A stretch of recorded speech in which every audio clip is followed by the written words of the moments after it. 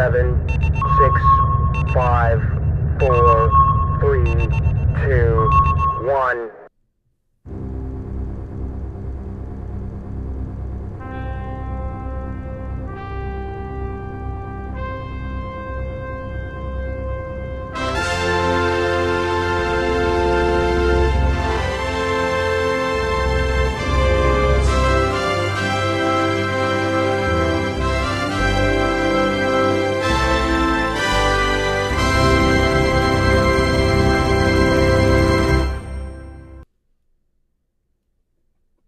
Hey everybody, welcome to IFB Interfleet Broadcasting, our pop culture sci-fi entertainment channel brought to you by two guys that grew up watching 70s and 80s TV, movies, cartoons.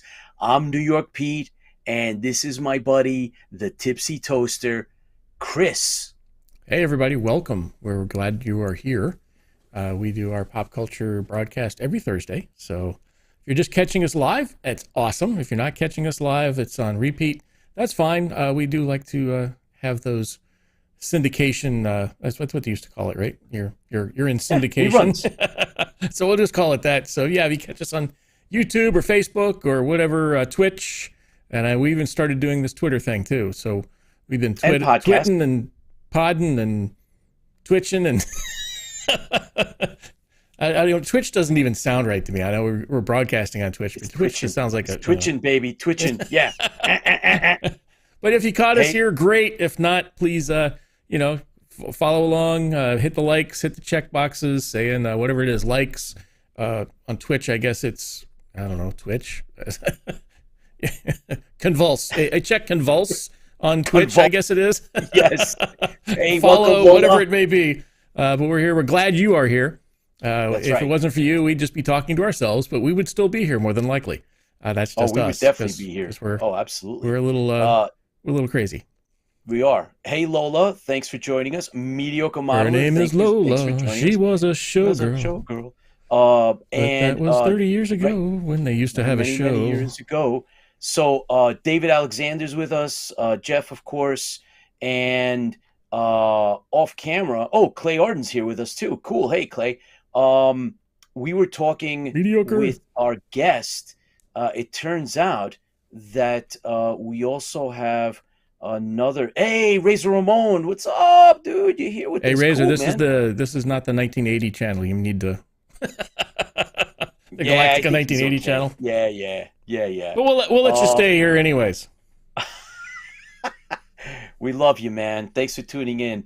We're going to have a lot of fun tonight. We're going to do, of course, the book. We're doing the comic book. We have a guest. We have an awesome guest. Talking about the guest. And, of course, we have Tara, but Fran Severn's with us. And guess what? Fran, before we went on camera live, we were talking about, writing and reminiscing. And she mentioned Eric. And I was like, oh, yeah, Eric Patton, he's been on. Well, I'm glad to say that Eric's with us here tonight, too. So, Eric, thanks for joining us. We will be talking a lot about... Fran's like, hey, you ought to talk to Eric. I said, yeah, you just said I know Fran well. Oh, yeah. We're going to have a lot of fun. Fran is a barrel of laughs. I'm really looking forward to bringing her on and talking about writing and the fan fiction and the whole, Galactica of past and, all the things she's written, her stories that she's working on. And she has a book out now as we speak for pre-order. We'll get into all that. So I'm psyched. I am very psyched. Because we were talking about the 20-year, the 20 Yaren reunion, the convention, and all the mishaps that were going on there, and all the stars were there, and Fran was all up in that, and I know some of the guys that listen were too. So I was going across, just so you know how Fran. I found the number was redacted, but it was an advertisement for the 15 Yaren anniversary for the book. The program, and the advertisement says, hey, if you want to put a full paid ad, it's going to cost $100, if a half page is $50, whatever else. To get these ads put in, please contact Fran Severn at the following number. And it said redacted. Awesome. Don't worry, everybody. We have her phone number tonight, and we will definitely share that for everyone. No, just kidding, Fran. No. Oh boy. So yeah, there was a whole bunch of issues that happened at that convention. We've heard that from others that had been there. So if I'm not mistaken, I think Sean may have been there and a whole bunch of other guys. And we actually remember we spoke to Terry McDonald came on, and Yep. we had him, and he told us a little bit about what happened at the con, and so that's a lot of fun. Bridget, thanks for joining us live. Appreciate it. So I don't know, Chris. Look, bottom line is that we always have a toast because we appreciate all the fans. And tonight we have our individual. We're not coordinated. Sometimes we're not coordinated. But these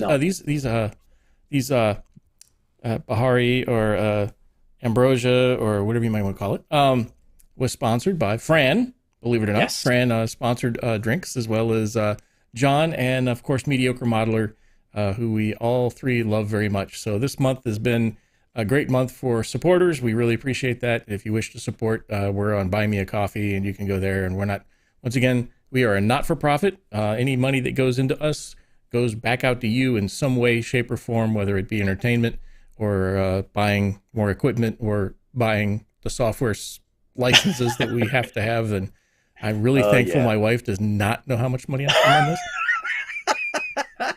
Yeah, I would exactly. I would be single again. But that's not what I want.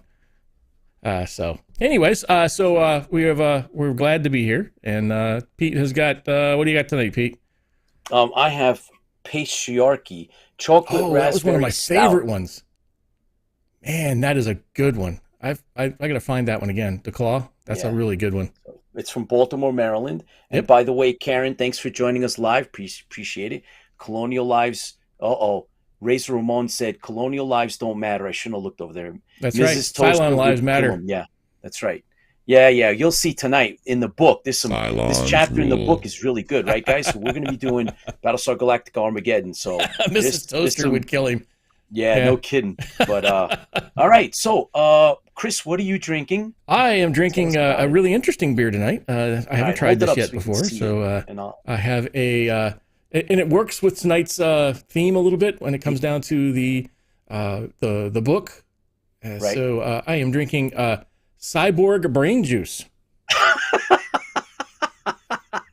Oh, you're going to be in heaven, Chris. Yes. Your cyborg brain. This will help me out tonight, so I need my brain juice.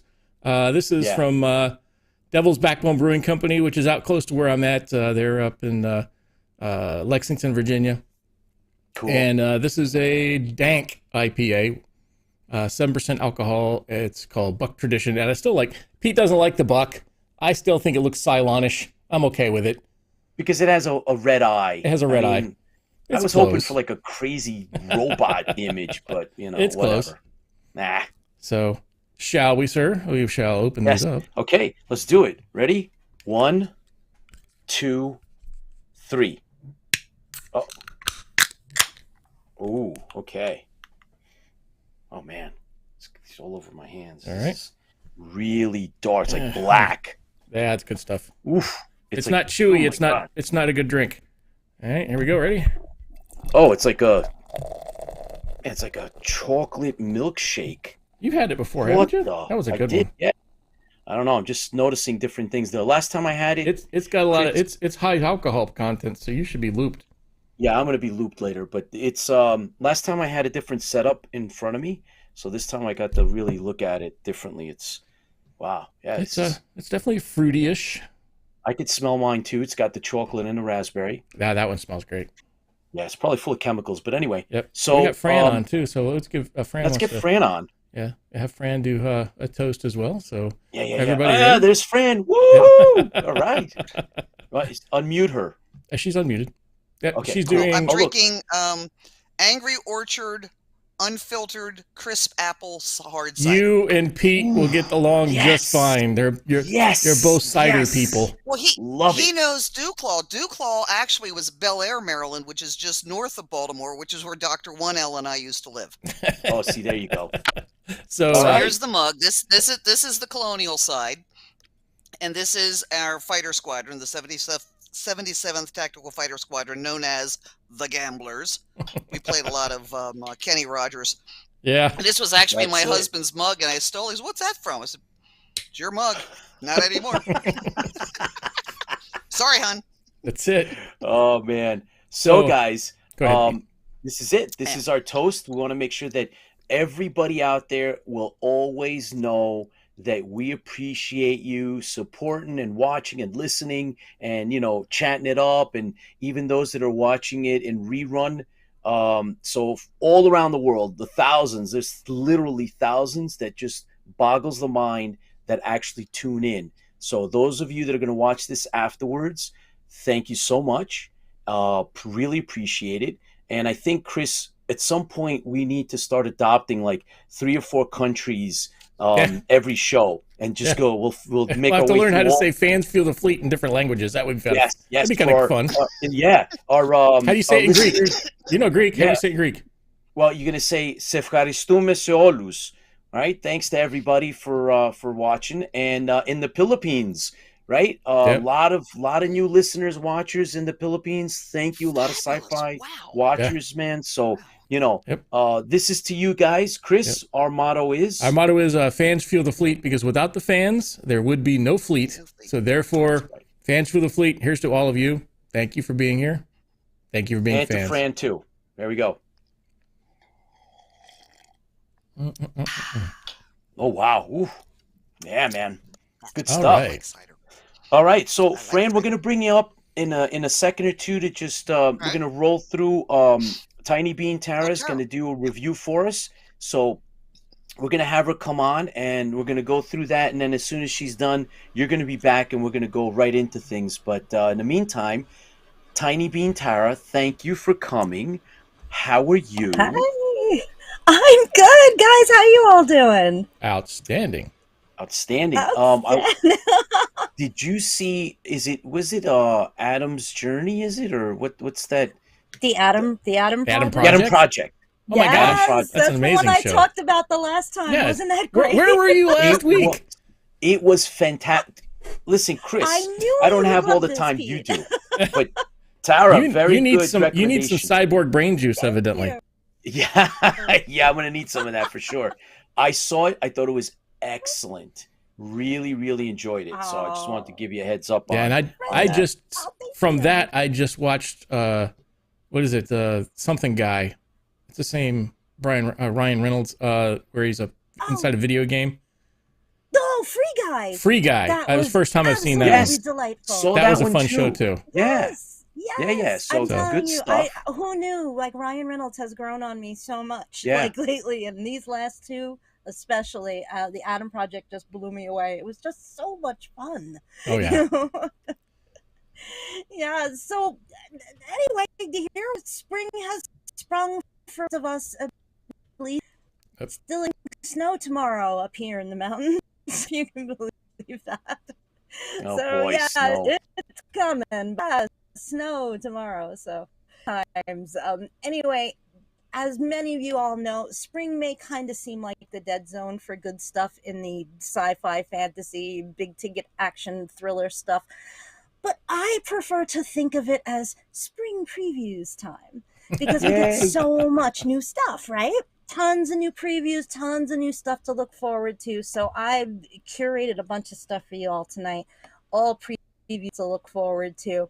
There are a couple of big drops that I'll be checking out this weekend, like Moon Knight over on Disney Plus, and the Halo just hit Paramount Plus. And I'll get to those next time with reviews. But for now, let's start with some interesting up-and-coming news. First up, Alien. You guys know me all well enough by now. You know I am a big fan of the Alien franchise, and it seems we are in for lots of cool stuff in that department.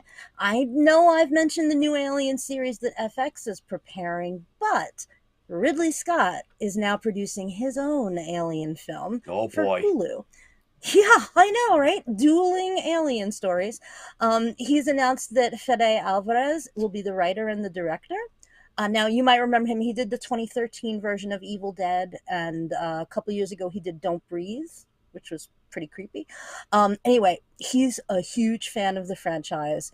And they're saying that this film will not connect to the earlier movies, but will be an outside of them thing. Okay. So, okay. Yeah. Yeah, exactly.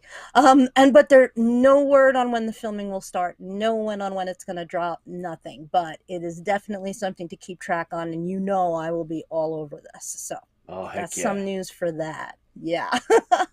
Now, more in the realm of interesting yet cryptic news category. The reboot of Quantum Leap is now going full steam ahead, apparently. Wow. And no, I know, right?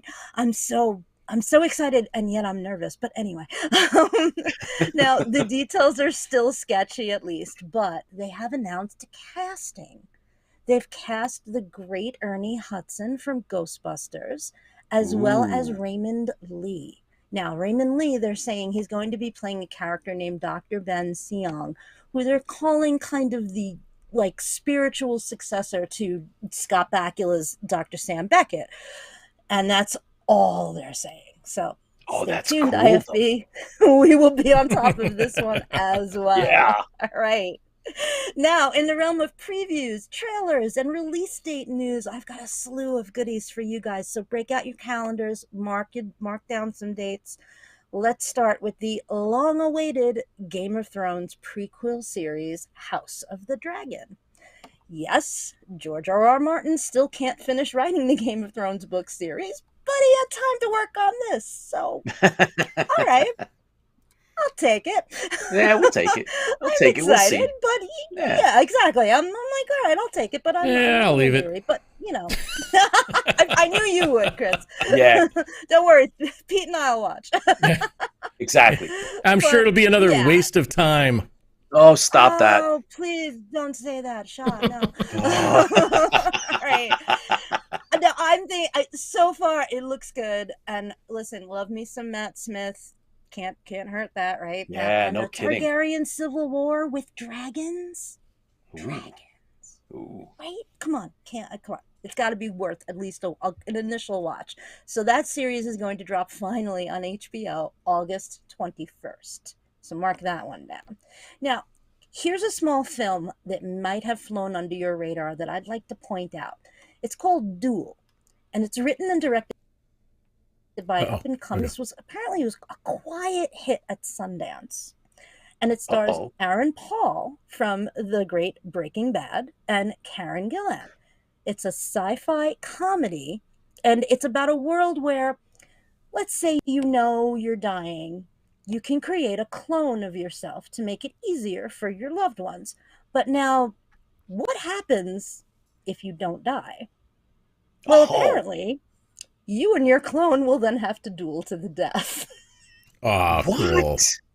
There you go. No. That is the premise. That is the film. It is called Duel. Sounds like fun to me.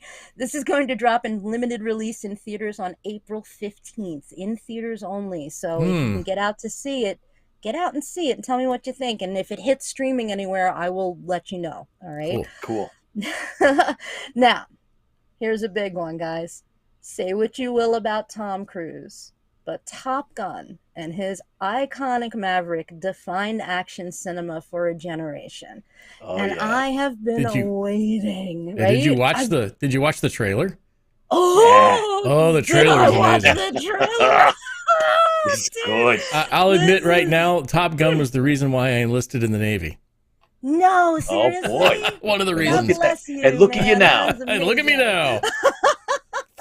Well, let me tell you, I have been Thanks, waiting Tom Cruise, for 13 COVID years. Yes.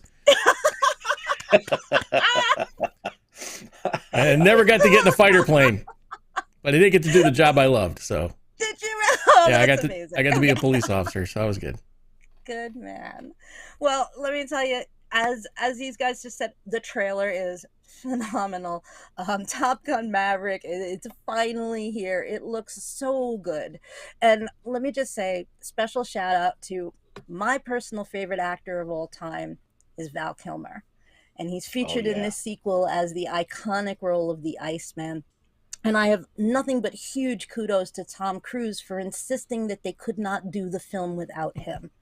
Now, if you haven't seen the documentary about Val's life and his recent illness and his recovery, I urge you to get on that. It's called Simply Val, and it's on Amazon Prime. Have your tissues ready. But in the meantime, Top Gun Maverick hits theaters May 27th, and I will be there. Right? Now, documentary fans know Netflix has kind of cornered the market when it comes to mind-blowing documentaries. Who remembers The Staircase from a few years back? It was about this guy. Remember, his wife fell down a flight of stairs in their house. And then it became this insane, impossible to solve murder mystery. And the owl theory. Does this remember anybody, right? Yeah, striking any bells? Yeah. Well, get ready, because HBO Max has now filmed a dramatized miniseries of The Staircase. That's going to hit May 5th, and it is a cast of great... It's got Colin Firth. It's got Toni Collette. It's got Sophie Turner from Game of Thrones. I cannot wait for this insanity. It looks incredible. No word yet on who is playing the owl, though. Because if you know, you know. So let's see what happens. Well, I heard that the Tootsie Roll owl is available.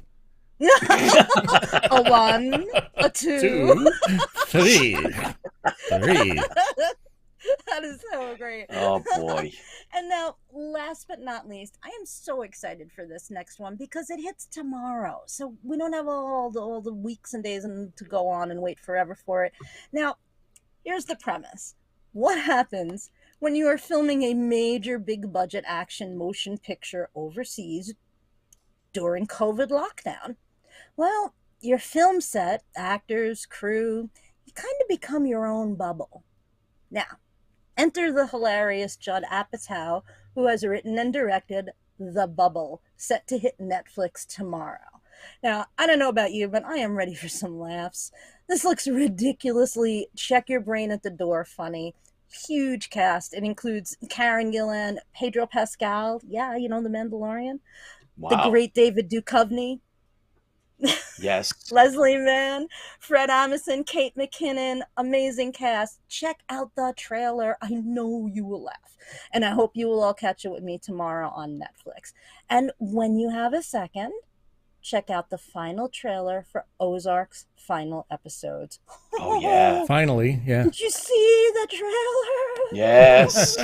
I saw it. You sent it to me. I saw it. I was like, what? See? Gotta see Oh, this yeah. now. Wow. It was Yeah. good.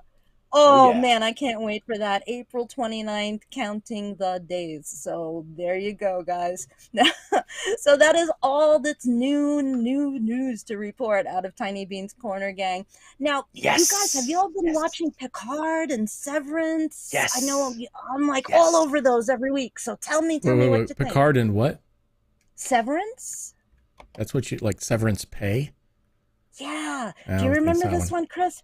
All right. This is the one where imagine if in some alternate reality future you worked for a company that could sever. Oh, yeah. your I remember you brain. talking about it. So yeah, Where's that at? here's your 8 hours of work.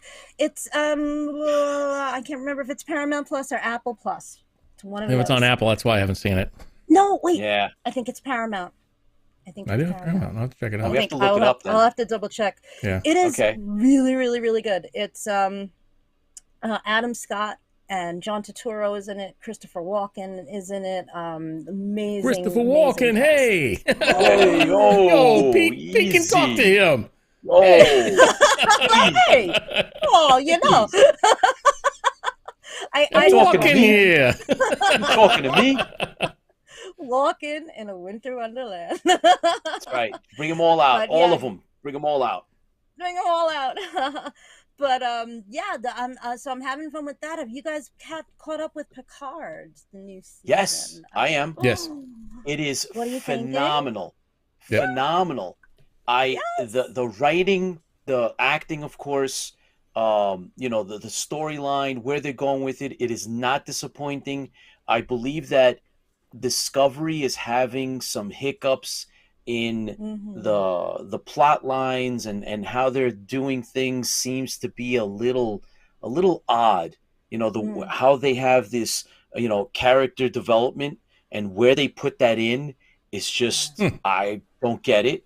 And I think it takes away from, the ultimate bigger feel of the show. Whereas Picard is just spot on, man. They got great writers. Obviously the acting is there. All the cameos are done great, like all these other characters and things they're bringing in, and they're dropping names of all our favorites.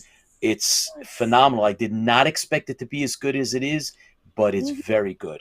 Highly recommend. I totally agree 100%, Pete. I'm also really enjoying Will Wheaton's The Ready Room.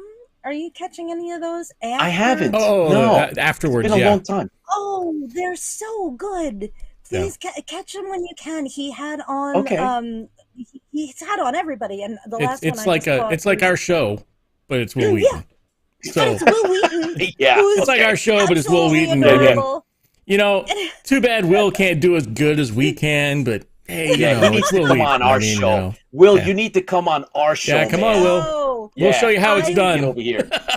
I would absolutely lose my mind because I adore Will Wheaton. He and his level of excitement, like, he makes me look calm, which I think is amazing.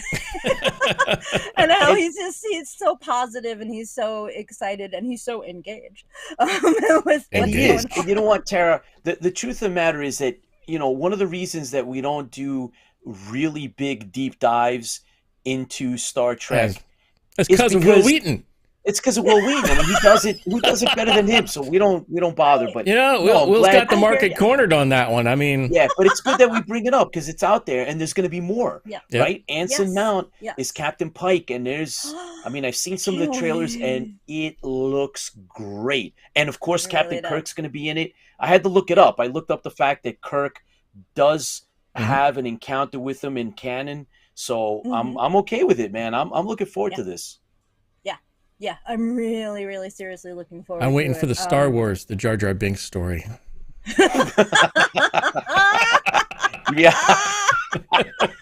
That's what Pete's looking for. Star Wars. He's going to give you the evil eye right now. Oh, he's going to give you the evil eye, man. He's giving you the evil eye right now. No. See that? That's going to be the next. The Mandalorian. Yeah, Jar Jar Binks, the Mandalorian. Let me bring R2 out. Look. Gonna balance it out. It's all balanced out because R2-D2's canceled. We canceled it out. That's it. R2 cancels it out, man. Where's Muffet? Is Muffet still on the yeah, mic? he's still okay. Good. Still here.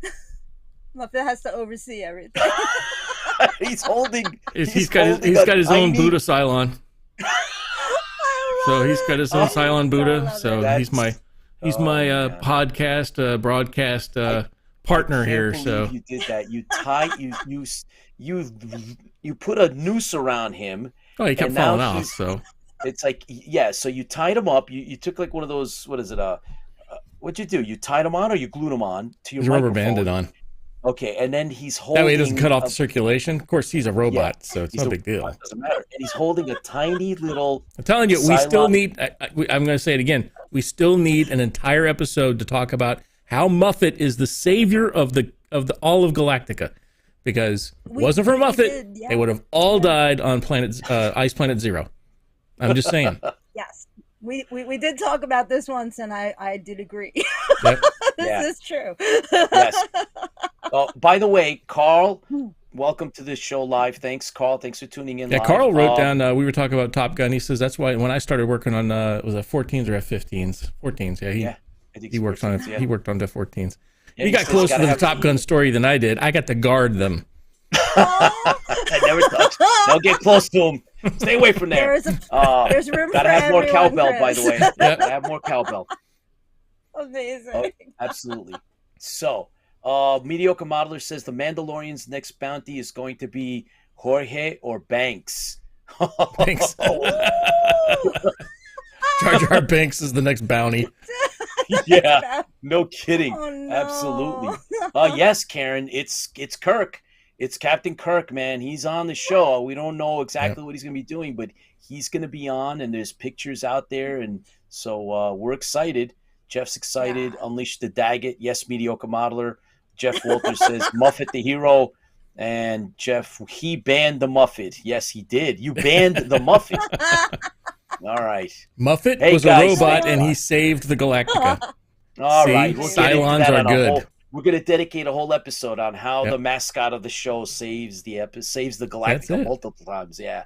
Anyway, well, Tara, thank you so much. As usual, you were spot awesome. on, right? Yes, Thank you are you. awesome. You were awesome. Thank you so much. Yes, that's right. All right. Thank you so much, guys. Yep. And have a great evening. I'll be watching. Fran is coming on soon, and Fran is my new hero, so I'm really excited. Awesome. All right, Tara, this one's to you. All right, thank you. Thank you. All right, have a good one, guys. See you later. All right, thanks for tuning in. We'll see you again soon.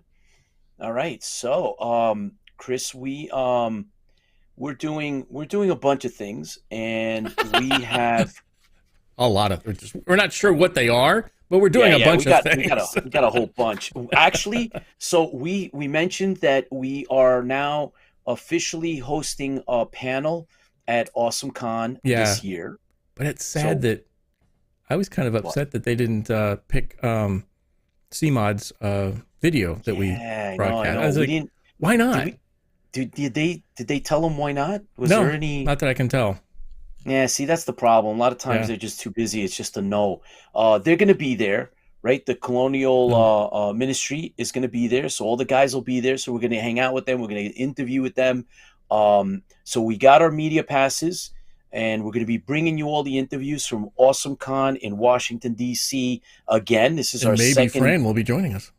And there's a chance that we're going to get to see Fran in person, and we've invited her down to the we're going to scare her away because she's going to see us in person, and that's it. It's going to be gone. See you, no Galactica for you. But we'll have to make sure we're wearing our masks. That way she doesn't, get too scared. That's right. We don't want but yeah. So we got the panel, and it's going to be similar to the one we did at Fan Expo, which Denver, they know about. They know that, and we're going to come up with new trivia questions, and we're going to have some of the giveaways and stuff, and then we're going to talk about how we do IFB and what brought us all together, and then a little Q&A with the audience like we've done before, and then we're going to hope to broadcast live if at all possible. Right. During we had some last year when we went, we had some pretty good internet there, so I'm pretty sure we may be able to actually broadcast it live. It may not be pretty, but it will be functional. Yes. So that's the goal, which is a part of the selling points that we made to AwesomeCon. So that's all part of the package. They warn us. They tell us that maybe you won't be able to get enough bandwidth, but be advised. So we're going to. We don't know what the date or time is yet. By the way, so we didn't get the date yet. Yeah, we will. So so that's like the breaking news, and we're hoping to hear from some other conventions. We'll find out where else we might be, and we're going to set up a meetup, right? So we'd love to meet up with everybody there. So if you get a chance, we're going to put together a meetup maybe after hours, after the con's over with, or something like that, to go have dinner. Probably the CMod guys. I talked to they have a thing going that maybe we'll have a dinner together close by, because some of them are coming in by train. That's probably a better way of saying it.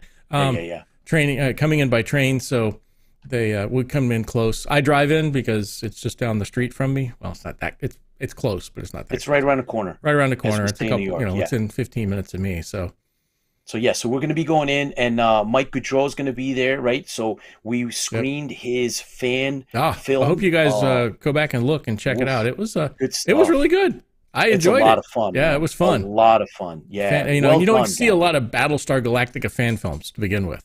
Correct. So, but hey, maybe you'll see more later on. You never know. Never know. Hint, hint, hint. That's it. Hint. So, there might be. We'll see. We'll see as things come. Come our way, and so we have themed episodes or programs, shows that we're going to start in May, guys. We told you Airwolf and Buck Rogers are going to be, every time you hear Airwolf, all you hear is dun, dun, dun, dun, dun, dun, dun. Oh yeah, great stuff. Buck Rogers, we're locking down some some individual Facebook admin group leaders, creators, founders to come and help us. And if you know of anybody out there that's the passion. one of those super fans, throw it to us. Let us know. We'll love to have them on. So Airwolf, we're looking for somebody for Airwolf. Buck Rogers looks like we got somebody. We have like one of the.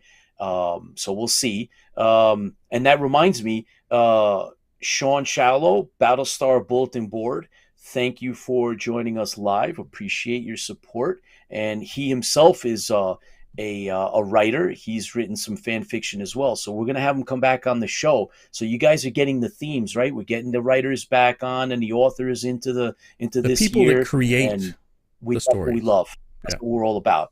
So without further ado, okay. So we managed, and Chris knows better than I because Chris hooked this up. So Chris and I, Chris is the one that put me on to, fan fiction. Because I have told you guys plenty of times that I had tunnel vision and I was just out there trying to find the magazines and the collectibles and some of the things that were kind of getting hard to find and, going to convention to convention, looking for Galactica stuff. And I kind of overlooked a lot of the fan fiction. However, in the last 5 years or so, being that, at some point, I don't know if it's lucky or unlucky that there isn't an infinite amount of Galactica stuff. It's finite. I started branching out, and I got this about 5 years ago. And Chris has always been reading. Chris has been into the fanzines and the fan fiction forever.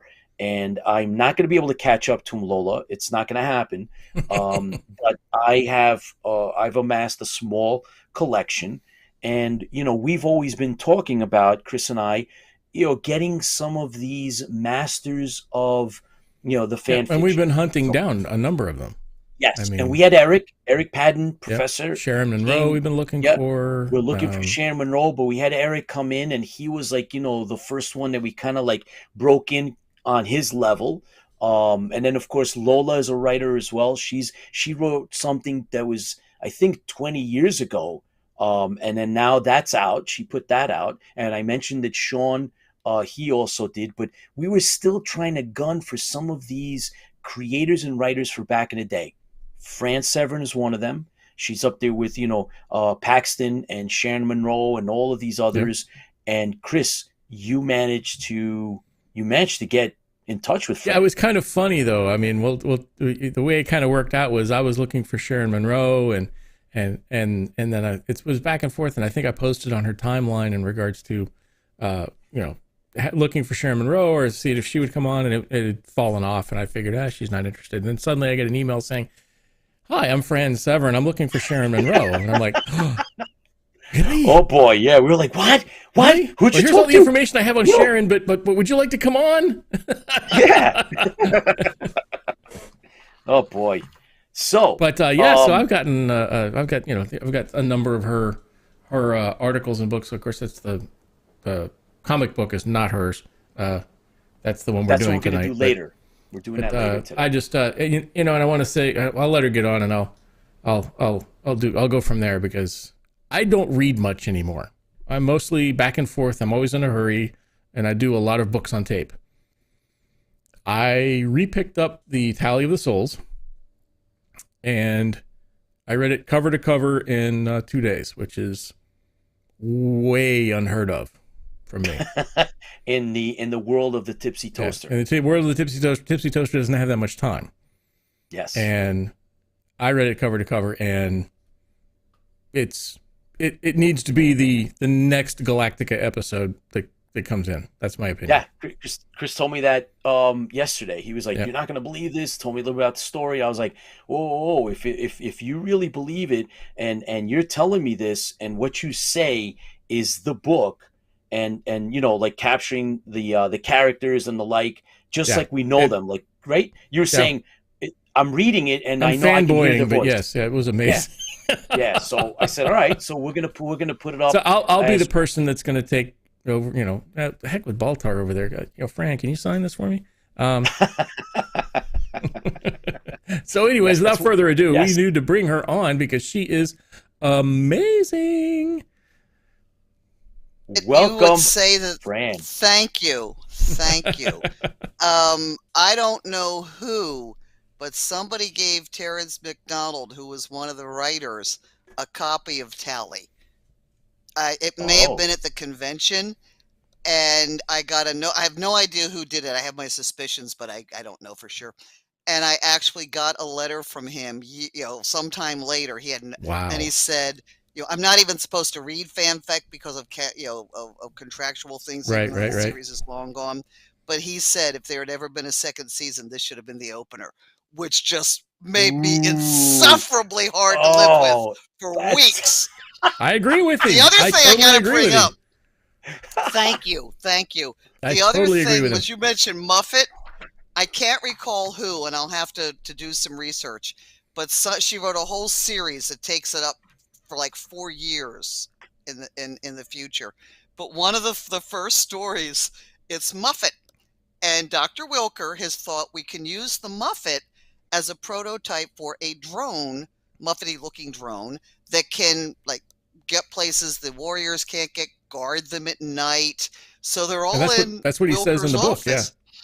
Yeah, they're all in Wilker's office, and they say, we need to test it someplace other than this. And Ty is there, and Starbucks says, logical place to do, middle of the afternoon, take them to the O Club. There's not much there, but they'll see warriors moving around. And Ty is going, that makes sense. Why do I know it's a bad idea?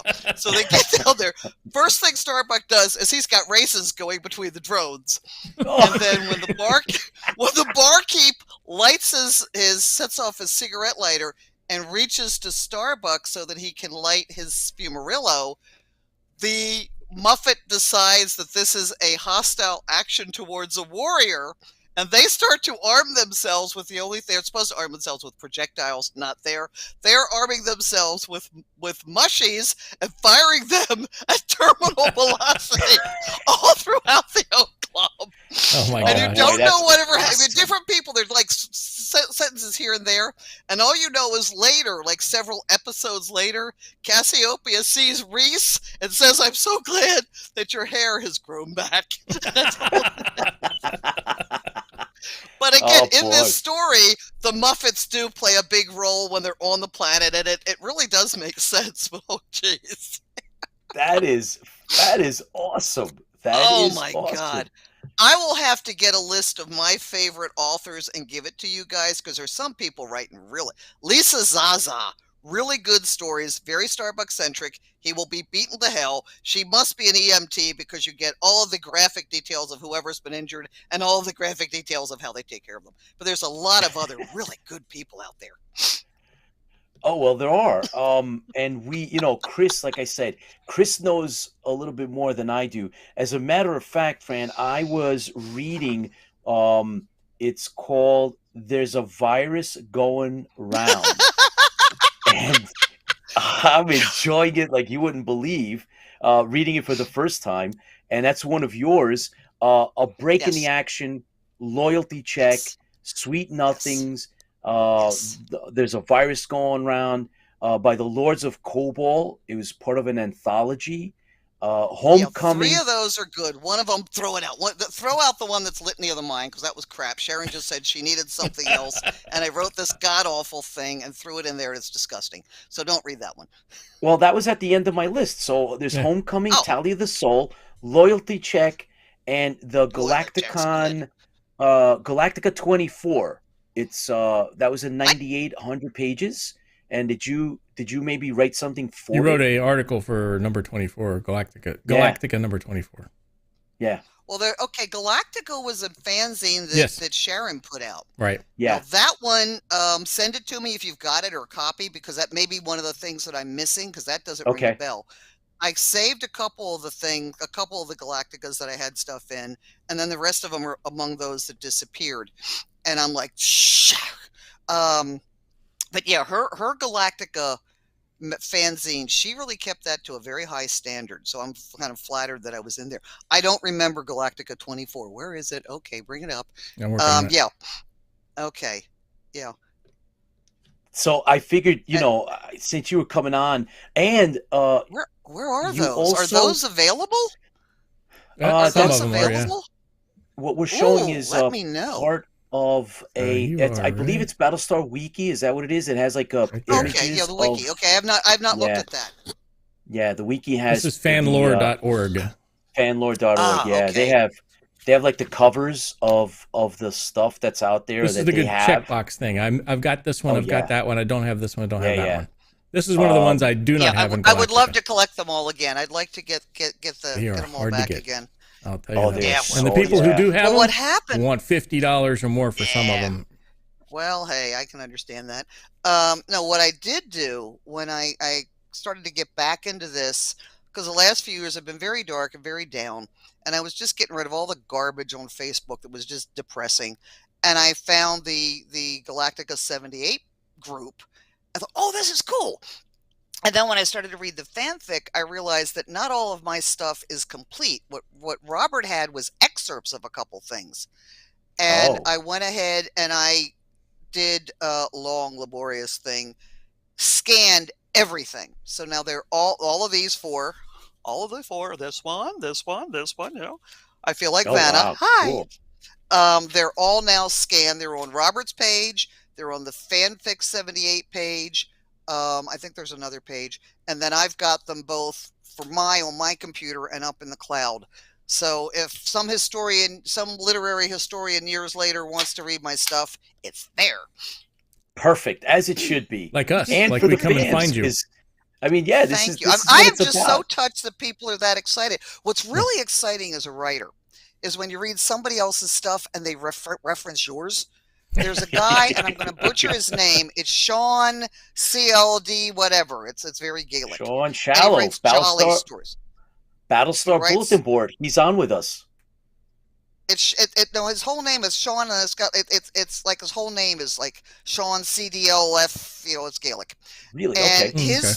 His theory is that, or his thing is that Jolly is from a Gaelic background, and he's doing a story that he's trying to rebuild. Having a brain freeze here. The Gaelic instrument which you blow and it bagpipe. Oh, bagpipe. He's trying to build a bagpipe, and he's going around because this guy can make this. I was going to say Stonehenge, but anyways. Yeah, and he says at one point it reminded him of when Jenny, Starbucks crew chief, who is my alter ego, was going around trying to figure out how she could get candy bars for Starbucks' birthday. And I'm going, holy crap, that's my store. He used my store. Oh, wow. I mean, how flattering. And a couple of other times they used Bahari, which is what James Lee Hilton and I came up with instead of beer. And, Jenny. And there's times when somebody else uses your stuff for their stories. That is so flattering. Wow. Fran, Eric, here you go. Yeah, Eric Patton says, Santa's story. That Santa was it one of Santa's? Was it one of Santa's? A former collaborator?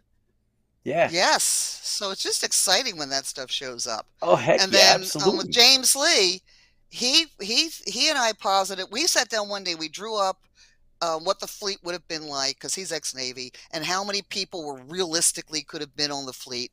And he came up with there should be a ground troop, and they were called the Mud Daggets. And he wrote a couple of Mud Daggett stories, and their leader was Cutler. So I use Cutler frequently. Right? Yeah, Cutler's in Tally of the Souls. Yeah, Tally of Souls. But he wrote a couple of his O's. Yeah, Cutler's in Tally of the Souls. And Mud Daggets are in Tally of the Souls, too, because that's when Starbuck is looking for a... I won't kill it for everybody, but that's when Starbuck's looking for a new job. So... Oh, is hey. in Tally? He's not looking for a new job in Tally, is he? Yeah. No, he's not. Yeah. No, what I find is, momentarily he does, because he's depressed. Right. But what I liked with the Mud Daggets, that's their ground troop. So Cutler is at the O Club when Athena has her breakdown and goes nuts and tries to kill. Don't get this woman in a bar fight; you will lose. Because she finally has had enough, and Reese makes the wrong comment at the wrong time, and she goes after him like anything. And they're all trying to hold her back, barely. and the bartender says, take her to the sick bay because they can't arrest her there. And Cutler is trying to recover from the many places she has struck him. And he remembers Starbuck telling him, if you go to date Athena, remember she's got a temper. Remember that, Chris. Yeah, here you go. That's right. Remember that. She's lovely, but don't cross that woman. There you go. Bridget says, Tally is an awesome story. Bridget, Enjoyed it so much. We have just discovered she lives in Österreich, Austria. Oh, wow. And she commented one day, she sent something and she says, I've read some of your stories. And I realized she didn't have the full story. And she's the impetus for me scanning all of them so that she could get them. And now they are posted. So thank you. I'm so happy. What time is it in Austria? My God. That's very, again, that's very humbling when people are like willing to do this. No kidding. Yes. She just said, she sent out a hey, Fran. Yes, thank you for joining us. Appreciate it. Representing in Austria. There's a lot of fans in Germany. Like when there was a convention, I believe it was, Chris, was it before the pandemic? And there was like a huge Galactica thing that went on, and they're big into it. Oh, yeah. They have there's actually some fan films that were filmed out that way, too. Mm-hmm. That's right. So, Fran, we didn't get into your background at all. So you, right? I mean, we just jumped in, both feet in, but we couldn't help it. A pilot. You have a pilot's license, yes, right? So this is like an untraditional way of going about life, right? You took the bull by the horns, and you love to fly. You have a degree in mass communications. You did some radio work in Louisville. The 50,000 watt Clear Channel voice of WHAS Louisville. Wow. Not bad. That's cool. And fly a Grumman 4-seat low-wing 180 horsepower canopy top. Is that still? That's us in Australia. We borrowed somebody's plane and went flying around Australia. Oh my God. That's my hubby in the back. He was also my flight instructor. He's Navy trained. So when I started, I met him. I was doing a story for a TV station I was working for, and was interviewing one of his students. And I commented that I wanted to learn to fly, and he gave me his business card and said, when you're ready, give me a call. And so I was trained like the Navy way. And I decided it was cheaper to marry him than to pay for lessons. And we got married on August 27th, 1978, and the series premiered. And so I keep track of that. And it's 40 some years later, and we're still putting up with each other. So we have a Grumman Tiger, but the Grumman I learned in a Yankee, which is like the 2-seat trainer. And honest to God, it's the canopy top. Red spinner, every time we have red spinner, camouflage jobs. So yeah, I've flown, well, we had a cheetah, and then we traded in the cheetah for a tiger, which is slightly larger. And so when I read about flying, here you go. You want to know what time it is in Austria? There you go. Oh my heavens. 2:50 a.m. 02:50 Oh my heavens, a.m. Birgit. Thank you for joining us. This is so cool that you're staying up. Because obviously on the East Coast of the United States, it's not even 9 p.m., almost 9 p.m. 9 o'clock, yeah. So, Fran, are you on the East Coast? Where are you? You're out of I'm about 60. I'm on Maryland's Eastern Shore. Okay, perfect. Excellent. So I'm halfway between the Chesapeake and the ocean, and so I'm like 60 miles from BC, which is why I asked you about AwesomeCon. So, Fran, who'd make the better wife for Starbuck? Athena or Cassie? Cassie. Oh, and why? Okay. Because I'm happy with that. I'm very happy with that answer. It makes it available for you, right? They're available for all Cylons, and she is a Cylon person. Not all Cylons. Not all Cylons. Well, just one Cylon, just me. Okay. If you're going to be a military wife, particularly a pilot's wife, and my husband's, 40-some years a fighter jock, okay, the mission, the service, the plane, the squadron, your wingman or co-pilot, and then you. You've got to accept your fifth. You are fifth or sixth at best. And I think Athena, you've also got to be, as a wife, you've got to be very flexible. You got to put up with a lot of crap and know what you're dealing with. You've got to hold the home fort down while he's off saving NATO.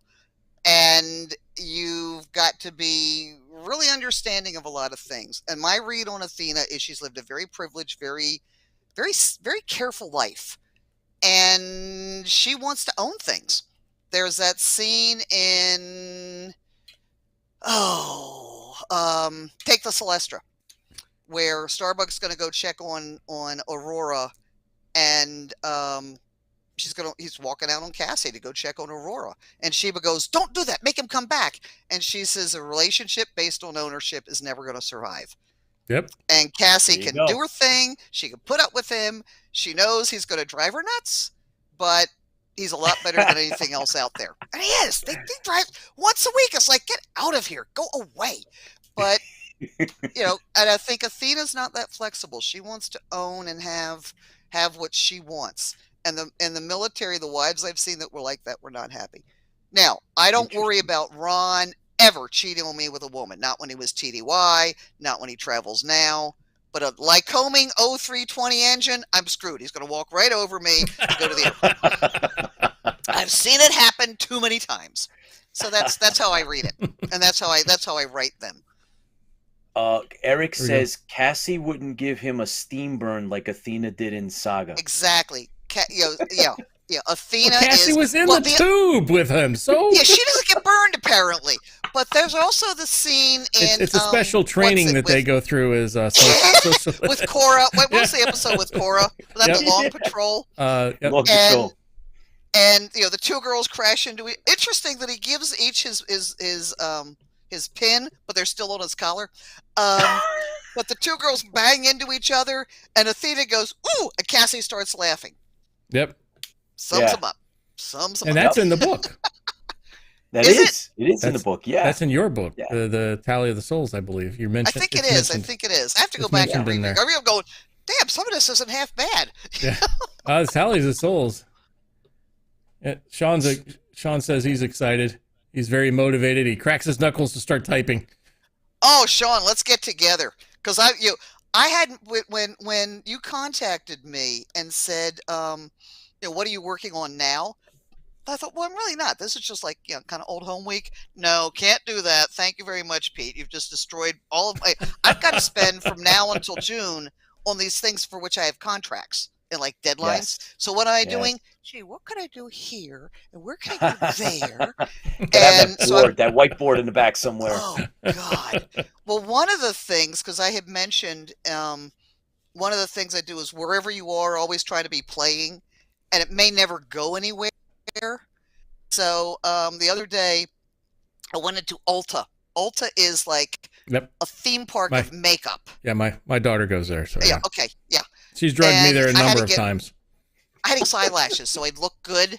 I've got to start doing personal appearances and photo shoots. I've got to do this stuff. And I'm going to deal with glue over my face. But at Ulta, and they walk in, there's the makeup and perfume and hair stuff and all this stuff.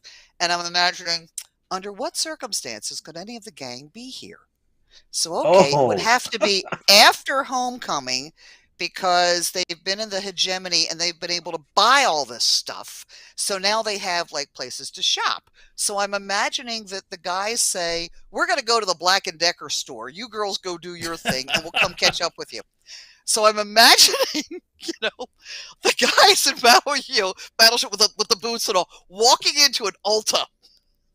Oh, yeah. And the girls have probably taken Sheba off because she's never learned how to do all this crap. So they're taking her off. And I can imagine, Starbuck thinking, perfume, I ought to get something for Cassie, until he realizes that this stuff they sell there is like $100 an ounce. And trying to way too many cubits for that. Yeah, drag Apollo in. And the girls, meanwhile, are like, oh, look, they've got male colognes. Let's go get you guys. It may never go anywhere, but you've got to play this. Yeah. You were so kindly showing a little bit of clip about my book, which is all about horses. And I'm thinking, all right, how the hell do we get a Dama on a horse? We've got to get a Dama on a horse. Thank you. That's a great photo. We've got to get a Dama on a horse. So I'm now coming up with this idea. They've got a livestock ship, and they're maybe going. And I'd already said we have to have something. We got to get Ty off, kind of, getting himself current. So maybe they're off with a bunch of students doing the stuff they can't do in the simulator of a nice planet, and they see this planet and it's got livestock, and they land and they say, well, we're perfectly happy to sell you livestock, but we want to meet the head guy. So he comes down. And I just start to play these crazy things and see where they go. It's very strange. So, but I daydream a lot. it's part of the writing style, right? You had mentioned to us there's plotters and there's pansters. Pansters and plotters. Yes. Plotters are the people that will lay out every single thing. Pansters are the ones who just start writing and where it goes. I can't do that. I have to start with a scene. The scene that was from Homecoming is the scene where Starbuck steps off and Adama grabs him and goes, by all the gods, son, we thought we lost you. Mm-hmm. And okay, how do I get there? I mean, obviously he's marooned on the planet. We got to get the boy home. And then everything starts to play. And there are times. So, and often when I get to that scene, it's gone. It's, everything else has happened. And then there are times when the creative process just takes over. There's a scene in Homecoming where Starbuck has been sold again. And he's with Wyandotte, and he realizes that he now knows the fleet is there. He didn't know the fleet was there. He didn't know they were aware that he was alive. And he's like, "This is my last chance." And he opens his mouth to say whatever he was going to say, and my fingers, honest to God, typed, "You are owed a deep and profound apology." To which Starbuck says, "Huh?" Because that's what I said. I have no conscious recollection of my fingers intending to write that. I even sat down and tried to write what I was going to write, and it didn't work. So I said, okay, go with this. Completely different story. The other time this happens, I was like, woo! It was in Tally. And they've received their gold clusters. And here's a thought. How many of you guys or gals, whoever's listening, are graphic designers? We never saw a gold cluster. Right. Design the gold cluster. Send me your stuff. I'll put it up on the Galactica 78 page. We can vote on it, and then you guys that could do 3D modeling can make them. Woo! Oh heck! Anyhow, so there it's the dinner after they've received their awards, and they're sitting there with all the council of the 12. And if you've ever been to these dinners, they say, "Hi, nice to meet you," and then they ignore you while you eat. So after the immediate thing, they start squabbling over what they're going to do with Baltar. And the four of them are like, we're going to eat and not pay any attention and to stay out of this. And then one of the council says to Starbuck, you've dealt with Baltar, personally. What do you think about this? And the scene was going to be, Starbuck was going to say, well, we wouldn't have succeeded if it wasn't for Baltar, in which the guy was going to say, well, I would have expected you to just mouth what you were told. And Adama says, no, my people are perfectly free to say what they want, to which Tinia says, especially this one. But there was a piece in there that he says, we would not have succeeded if it weren't for Baltar. And the guy says, well, what do you think about Baltar being set free? To which Starbuck says, he's not being set free, he's being marooned. I can't think of a fate worse than that. I had no idea that was going to happen. Yeah. And I sat there and went, ooh, as my English teachers would go, foreshadowing. Yeah. So every now and then these things happen. And that one was like kind of back there. It didn't surprise me that much when it came out. But when the other one came out, that changed the last third of the book. And it made it a hell of a lot stronger. Yeah, like I said, I think, I went through that book in 2 days, and I haven't read a book cover to cover in a year. God, thank more you. than a That's year. so flattering. So, well, okay, you read Tally. You can also have a lot of fun. I love it when writers play a little bit with the characters in Loyalty Check. Yep, that's my next book I'm going to read. All right, I'll give it away a little bit. I read it a long time ago, but I can't remember it. Well, not tremendously spoilers, but Boomer and Sheba said, like, hell, we're not going to go back to him. So they trashed their careers to try to find him. Mm-hmm. And they find him, and he tried to trap an animal, and he's been cut up, so he's infected. He knows he's dying, and Sheba shows up. They find him, and he is absolutely convinced that he is hallucinating and he is dying, and he's hallucinating Sheba and Boomer. And isn't it nice that he won't die alone? Can't quite understand why Apollo and Cassie aren't there. Doesn't know what the heck Wilker is doing there, but he's got this whole thing that he's hallucinating.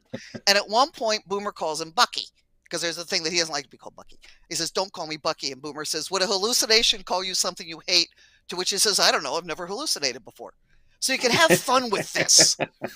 There's another story, I think it's Lisa Zaza, and it's Meet the Warrior Day, so all the guys are over on the orphan ship, and this one kid is acting out, and Starbuck recognizes himself in this kid, so he goes to follow him. The kid's down; he's got his own little place he hides at the bottom of the vessel, and he's down there with this kid, and there's an explosion. One of the engines blows up, so he and the kid are buried. They dig themselves out, and they're trying to get out. And it's nicely everything that could possibly help them breaks down. And very realistically, and they hear voices. And there's two other kids two teenagers who were down there messing around. And Starbucks, their kids are a little cut up. And of course, they're filthy. They're cut up. They've dug out of this stuff. The air is going bad. It's, the stakes are rising. And Starbucks says, everybody take it easy. We're going to get out of here. What's your name? That's nice. What's your name? That's nice. I'm Starbuck.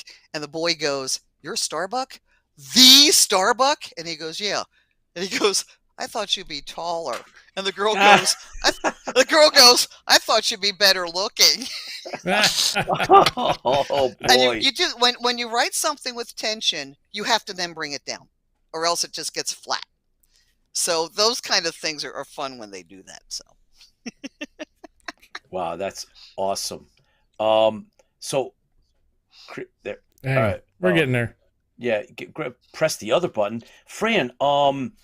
You've had a career beyond just writing, obviously, the Battlestar Galactica fan fiction. Yeah, and you've written a bunch of other things, including like tour books and some others. God, yes. And travel and tourism is my field. I was the PR director for the State Office of Tourism, which is the neatest damn job in the world. When I had to leave that, I sobbed for days.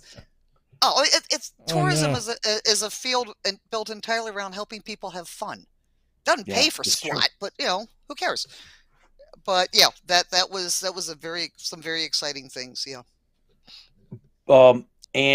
And there's more things that we're going to try to kind of circle back to, but you also have a new book that's on pre-order at Amazon, and it's The Riders of a Certain Age, your go-to guide for loving horses, midlife, and beyond.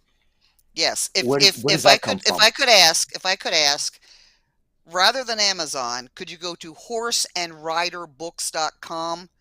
Because when a publisher sells a book, they have to give the seller a cut.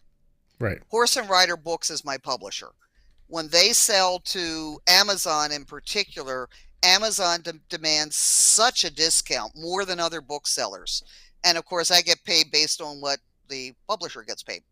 So Horse and Rider Books is there. Yes, it's Trafalgar Square Books, and it's horseandriderbooks.com.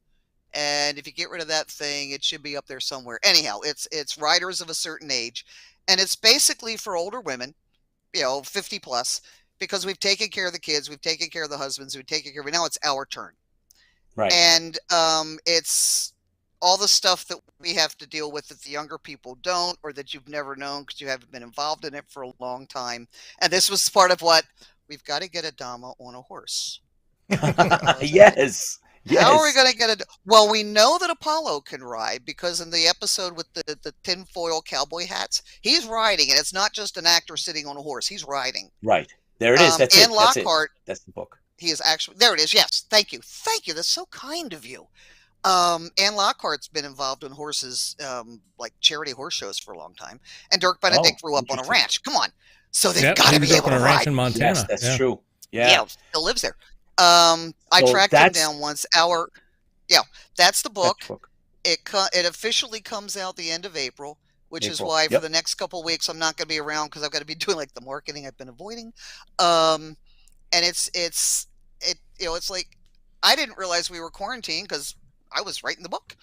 You're an introvert when you're under quarantine and your life does not significantly change. And you don't realize it. Yeah, we're under quarantine. Well, But thank speaking you. of that, And even if you don't write, pass it on to older women who are interested, who are active, who are looking for something to do.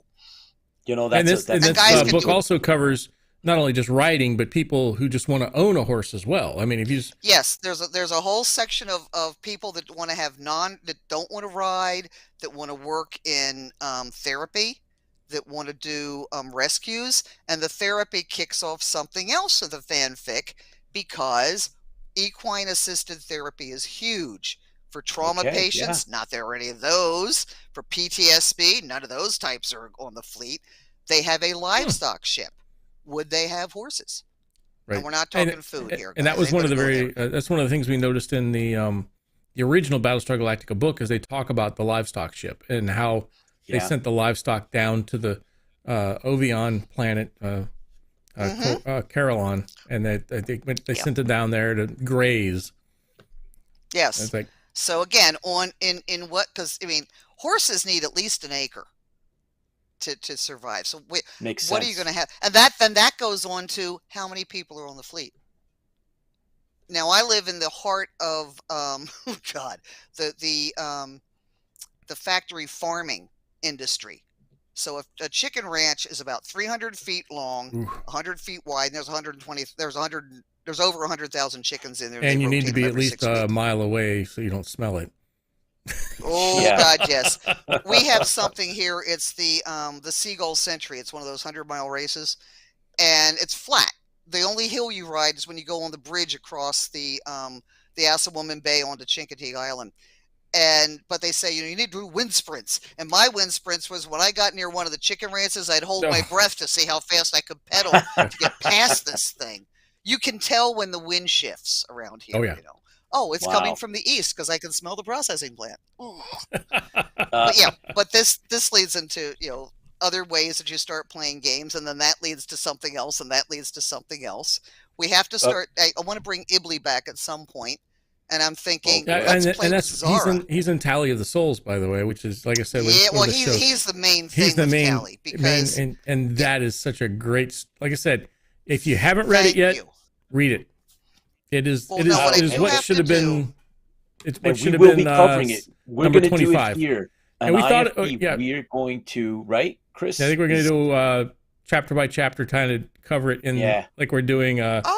Thank you, Armageddon. So Armageddon. We'll definitely have you back on when we do that. What I do have to say, because the climax of the book is he's gone after Apollo, he's gone after Sheba, he's never gone after Starbuck. Starbuck says you can take me to the Ship of Lights, but he never says no to Ibley. And this is all Ibley setting him up. And what he does, not to be a great spoiler, but it's a spoiler, he contrives that Starbuck keeps reliving the attack on Umbra over and it's over. What a great and you go great into detail of kind of what his background was and how he ended up there and how what about Chameleon? We get to find a little bit more about Chameleon. Oh wow, that's cool. Well, I have to say though that the description of the attack was largely based on Crystal Vision by Kathleen Hoffman, Galactica #9, if you can find it. That hit so hard, and I adapted that. And I'd love to get it because I don't have it anymore.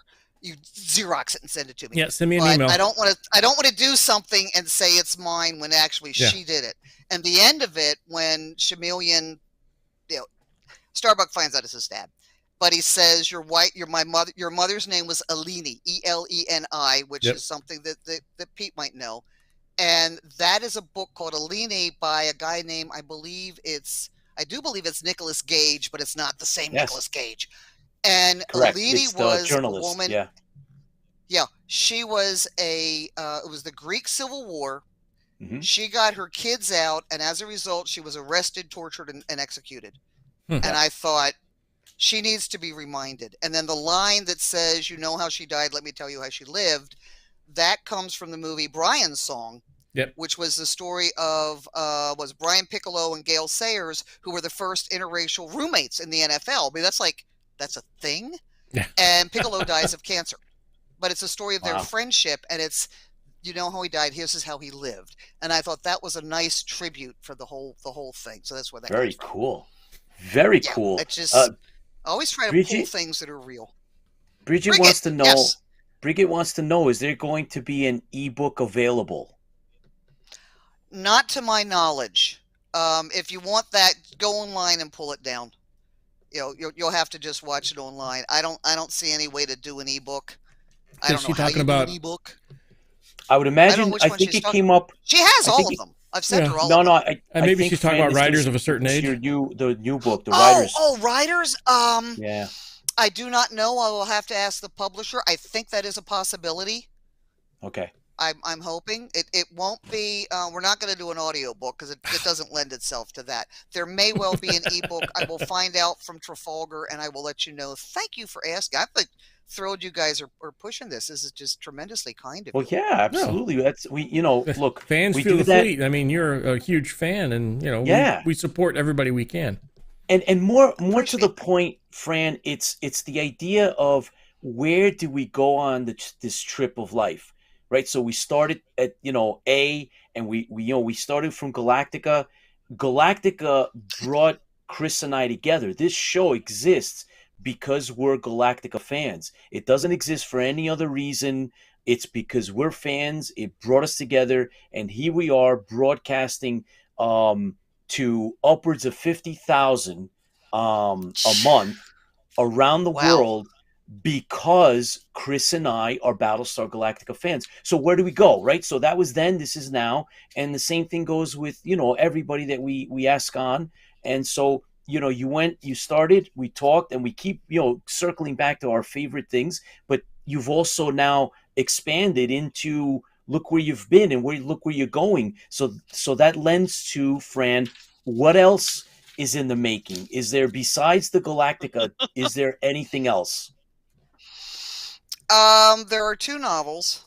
Oh, One of which is very, very nebulous. It may be a mystery.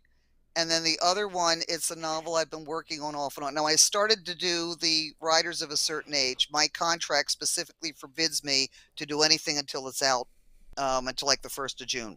Doesn't mean I can't be playing up here. And this right. is a novel. It's a historical novel about German-American families in Baltimore from the end of World War I to the end of World War II. Baltimore is a very German city. And Okay. Until the Germans declared war on us. There's the hubby. Hi, Ron. Say hi. We've said nice things about you, dear. Okay. He's good. He's a far better cook than I am. But before they declared war on us, we did not darken our eastern seaboard. So the U-boats could go up and down. And they also would go up and down the Chesapeake Bay. And it was traditional that many people, they'd send the kids back to Germany for a couple of years, whatever. And the story is this one family where the one kid goes back to Germany in the 30s to see relatives or whatever, and stays and ends up on a U-boat. And he's the family Wow. member nobody talks about.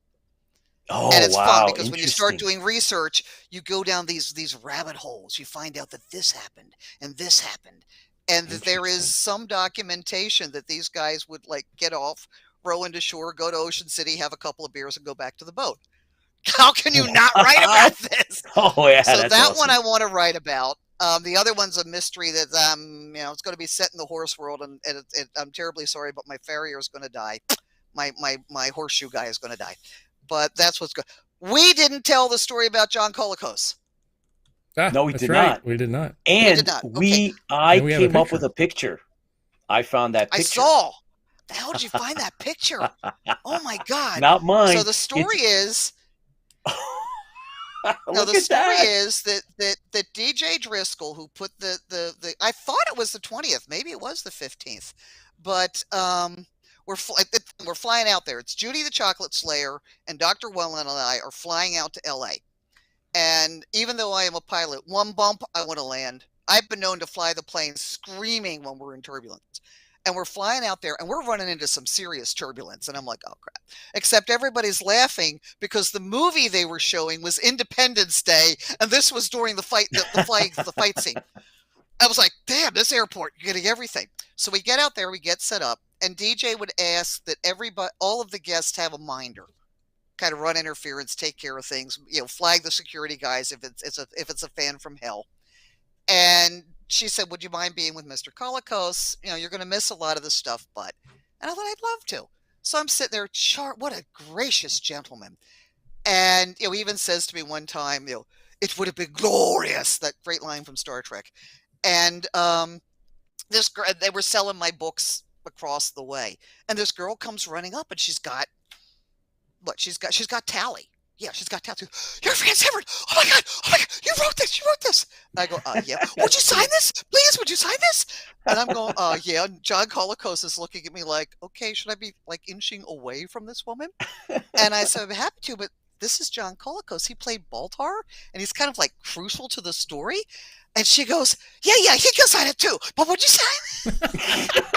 And I explained what the story was. And I said, would I get you a copy if you'd like one? He says, no, that's okay. That's awesome. That was also the convention. Awesome. When we get there, and because the previous convention at the same hotel had been so badly handled, I mean, they didn't have guards at night for the vendors area. Stuff was stolen. Oh, it was horrible. Oh my gosh. So when they sat down with the new management, and they said, we ticked off Glenn Larson. Okay. So we were all supposed to get luxury suites and all this stuff. And we get there, it's standard hotel room, no Cheetos, none of the stuff we're supposed to get. And DJ calls and she says, how do you like your room? And I go, oh, it's a room. We're not paying for it. I don't care. And she goes, well, they had to give our rooms away because the premiere of China is here this weekend. Well, I'm thinking it's Hollywood. There must be a movie called China that is premiering this weekend, and it must be the star. No, this was an unofficial visit by the Chinese leadership. It was somebody was getting married, and the wedding was going to be at this hotel. Now, the guys with the little curly Q things, the State Department security people, they're really having a good time watching a bunch of people in colonial uniforms with weapons and Cylons with weapons tromping around down there. Fortunately, DJ's retired military, and most of the people she hired for security, or her security team, were military. So they sat down with the State Department people and they worked everything out. The other thing going on this weekend, you cannot white fight this. It was the convention of DeLorean owners. Nice. Now, if you're going to be a Cylon, what car do you want? You want a damn DeLorean. A DeLorean. So we have pictures. A DeLorean. You have pictures of all these guys in the Cylon costumes leaning against the cars. And then they asked him, can we come and party with you guys because you're more fun? You cannot make this stuff up. So that's my my story for the meeting John Calicos. Was just a lovely man. It's very gracious to everybody, and he is missed. I understand he did tell DJ at one point he was very, very happy to have worked with me, which was kind. She would not give me his address because I wanted to write him a letter, and then I found out later he was in the Toronto phone book, but at that point he had passed away. So oh, too bad. Yes. Was that yes? Now, Sean Shallow from the Battlestar Bulletin Board, he's asking, is this the 15th or the 20th reunion? I thought it was the 20th. It may have been the 15th. I'm not sure. Because if you saw something that said sign up and here's my phone number, it had to be the earlier one because it's the one Dirk couldn't attend because at the last minute there was a family emergency and he had to pull out. So it's the one he did not attend. But it was the second one in LA, so I thought it was the 20th. So this is a picture that I pulled from Robert's site. Okay. So he took like 100 photographs of the convention and he put them up day by day. And I just noticed that he's got you listed on the title of the picture. So I thought it would be kind of cool to bring this up. And it's Robert. What was you had worked with him and written with him? You can't pronounce it. Yes. Hansick. Hanzck. Correct. Yes. So whatever one he was with you guys, did he do both of them? I don't know. I only did this one. I was not aware of the other That's the one. ones. This is So this is that's where I got it from. I got it from that site, and he also has links to a lot of the fan fiction from his site. let me pull up his site because he's got Yeah. all of Eric's stuff, and if Eric's listening, he can put it up too. Give me a minute here because I think Yeah. So it's like that's Galactica. Yeah, whatever. Let me find it here. that's where I got that Moment. picture. So we're gonna find out, Sean, because I know that Sean had been to one of the two reunions. Sean, which one did you go to? I know that we'd mentioned it. I think we talked about it. I went to both. Really? I thought you'd gone to one. Holy mackerel. Sean went to both. Wow. So we have to, when you come back on, Sean, we definitely have to talk about that. So Sean is the founder and the admin of the Battlestar bulletin board on Facebook. He's Mm-hmm. also a writer. He's written 3 Battlestar Galactica fan fiction novels. And Eric says, without Robert, we wouldn't be going on after all these years with the writing. Yes. Yes. He has over 400 stories on his site, and it's galacticafanfic.com. There you go. Yeah, so that's where to go, guys, if you're interested in 400 seeing this. stories. So, oh yeah, 93 and 98 were the two. That's right. So yeah, Then I there's would think it was so the much. 98. I think it was the 98 then. Just had my I most think mine may recent have been 4 the posted. 98. So Eric's putting Yeah. like new stuff up. I mean, he's Yes. and yes. Sean too. Eric's Sean putting new- actually had some stuff up, and so there is There's there's Eric. interest Yeah, out Eric's there, a Fran. couple There's of stuff. them, There yeah. it is. That's Yeah. right. So if you go in Okay, there, the other one that I have, this is the one that when I find it, this is what you see. It's black and blue, and Yeah. I'm doing Yep. this backwards. Yeah, this is the Yeah. other one. yeah, And that's it. That's really that's good linked. stuff. That's linked. Rob I think they're has a linked. link to Yes, it. they're linked. Yeah. Yeah, but some of these are very funny, and some of them are very serious, and some of them are sequences that they'll take them further down the line. Some of them, the Pegasus returns. There's just some really, really good stuff. So Chris, if what's anybody's the year on interested, that? I'll write my list. 98. What that? 98. So it's from that. Those pictures are from the 98 because they're Okay. Chris just put it up. Okay. So they're Thank all you. sequenced, and so when I kind of looked through them, I was like blown away. I hadn't stumbled on this. It's kind of hard to try. There is still a lot of stuff that's 1978. Some of it is archived, but some of it you can still get to, and it's just a heck of a lot of fun. And God, Fran, yes. what do you think of the new? There's this talk of the franchise coming back, and they're working on possible show and or movie, and they're gonna try to keep elements from the 78 in this new.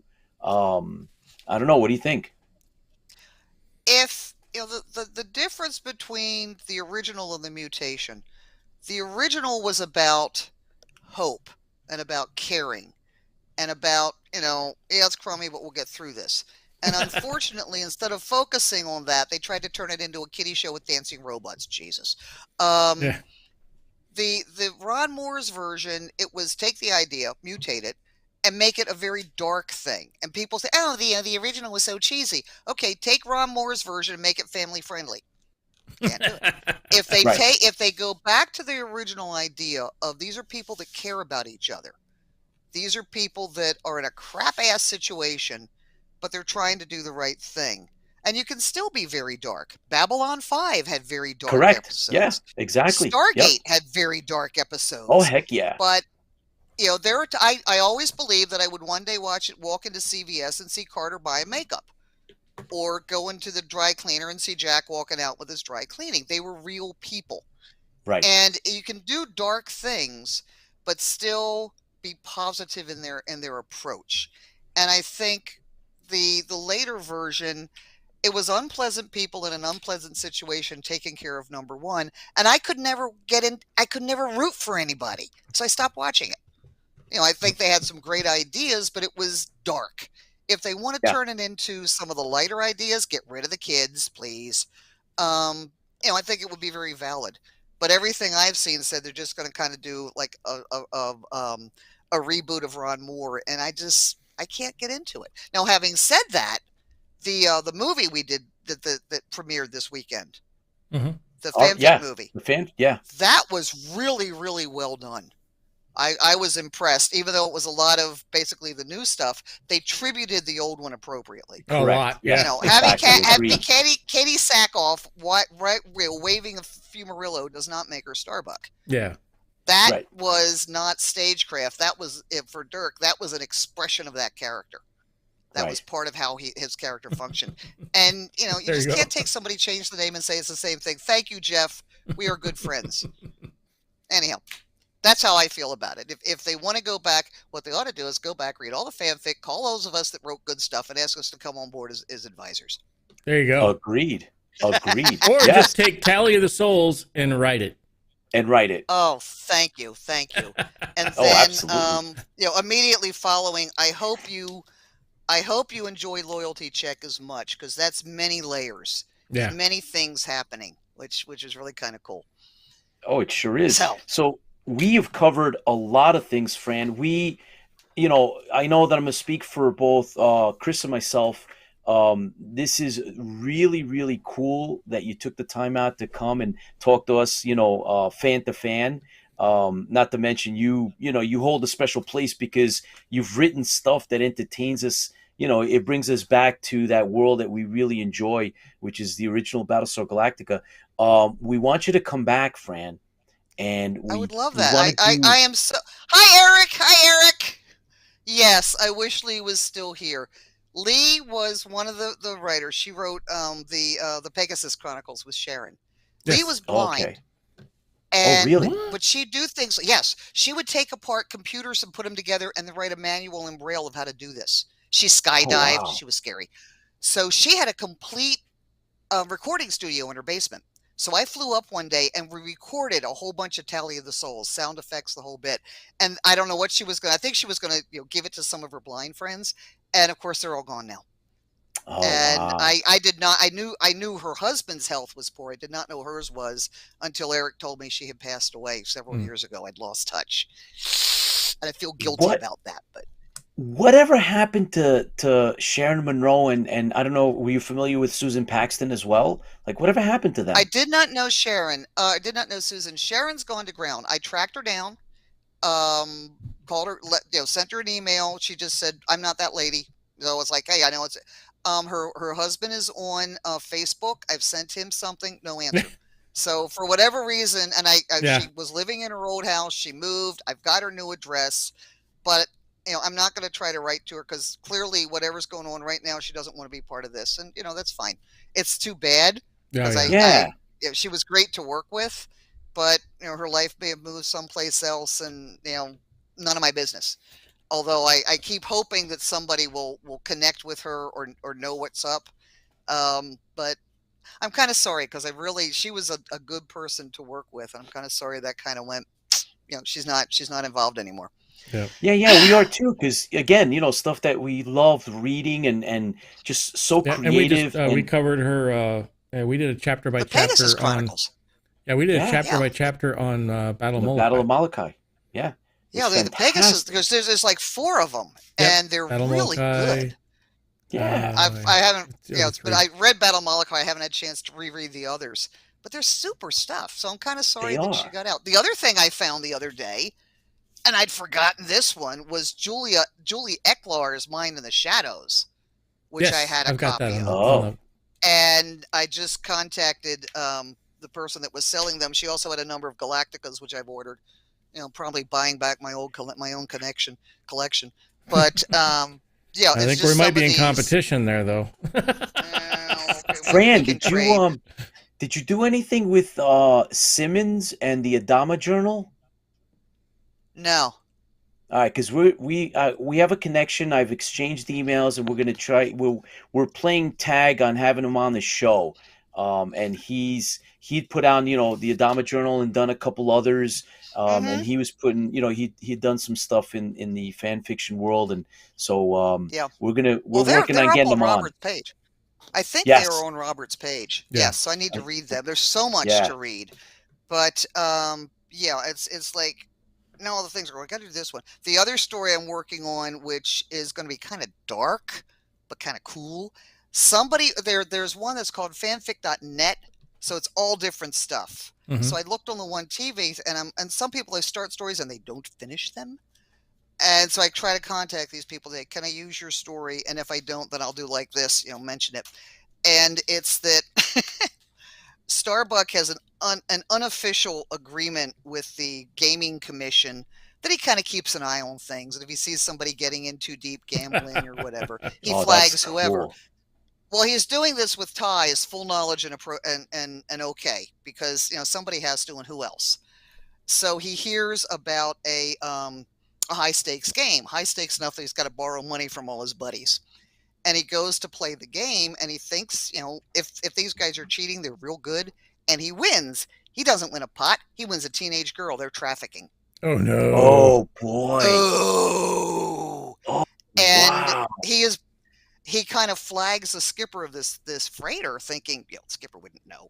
He's part of it, and the security people, they're part of it, and he's immediately arrested. Of course, he's taken to the brig, but they say no, he was out checking this thing out, so he's freed.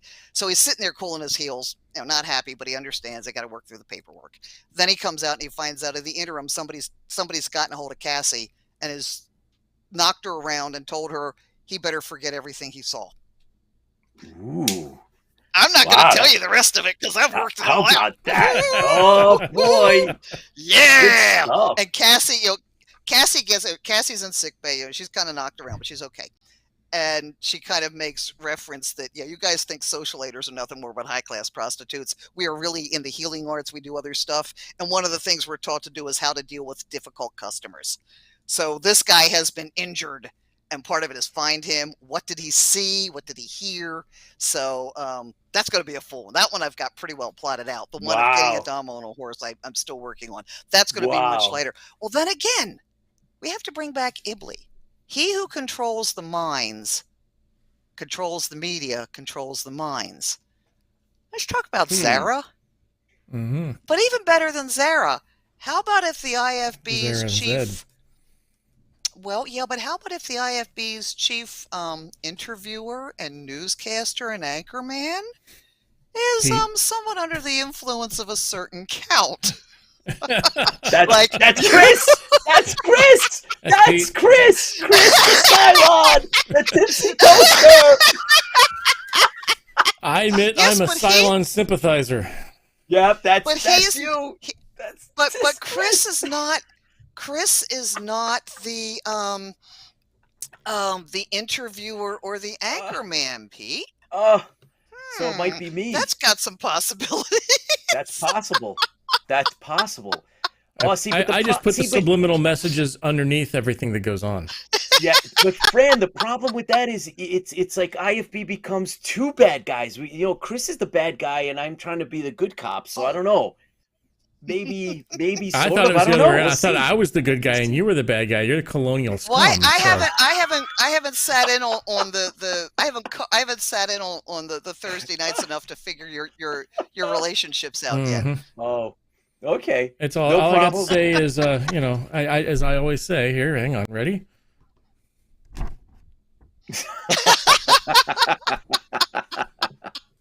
That's what I battle every Thursday and then some, Fran. So now you're getting a front seat to all that goes on. But this is a lot of fun. When the three of us get together in June, it's going to be something else. We're gonna. Oh, this is by your command. By your command. By your command. By your command. Where did you find that? It's Monkey Chris. And he probably will be at the convention. He'll be at the con. So, it's already on his site. Yeah. So. Oh my heavens! I've got the big one too, so it's over there. Well, all right, thanks for tuning in, man. I have the meditating Kermit over here, but I don't have a meditating Cylon. I may have to get one. Mediocre Modeler says murder at the IFB. We have a murder mystery in Armageddon to go through tonight too. Yeah. So. Oh, good. Okay. That's it. So, cool. Fran, we're looking forward to. Oh, we're looking forward to meeting. You're coming back, right? We got to have you back. If you want me, I am so excited that you guys. Can I start watching? Okay, I thought it was just a couple guys goofing off. I'm going, crap. This is like really serious stuff, and I'm so. Well, the other thing with these, Did you see who did the covers? I did not. Matt Bush did the covers. Wow. And I'm looking, I've always loved the covers. And then I started saying, who is this guy? I was like, crap. But I'm just blown away that you wanted me to come on and let me mouth off for an hour. Oh, you joking? We would let you. We could be on for another hour for all I care. It is Matt Bush. Oh yeah. So Fran, when we go off camera later on, we're gonna coordinate. By the way, you need to know that the guys that were involved in the fan film, they are going to be at Awesome Con. So there's going to be a cosplay Battlestar Galactica. Chris and we might do a little cosplay as Colonial Warriors as well. Yeah, I'm not going to put my Cylon suit on. Yeah, it's hard. It's hard to drive down there in my Cylon suit.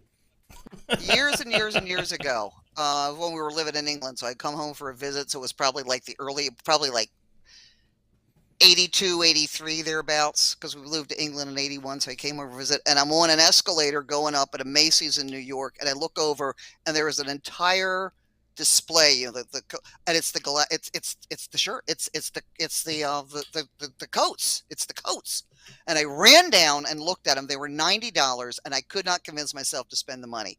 And I have kicked myself in the butt ever since, because the only ones I can find online that are reasonably priced are either XX's, XL, or XX small. And the ones that I could actually wear, like, $400. I'm like, shit. And I've regretted that ever since. But c'est la vie, as they say on Earth. Well, we'll see if we can fix that. We have. Yeah, we'll see. We'll look into that. But either way, we're looking forward to meeting up with you. Hopefully we're going to take you up on that meetup. We're going to bring you back, Fran. You're definitely coming back to the show. So you're going to give us a time frame. You're going to definitely come back, and we're going to have another great, talk on all this stuff, because this is part of what we do.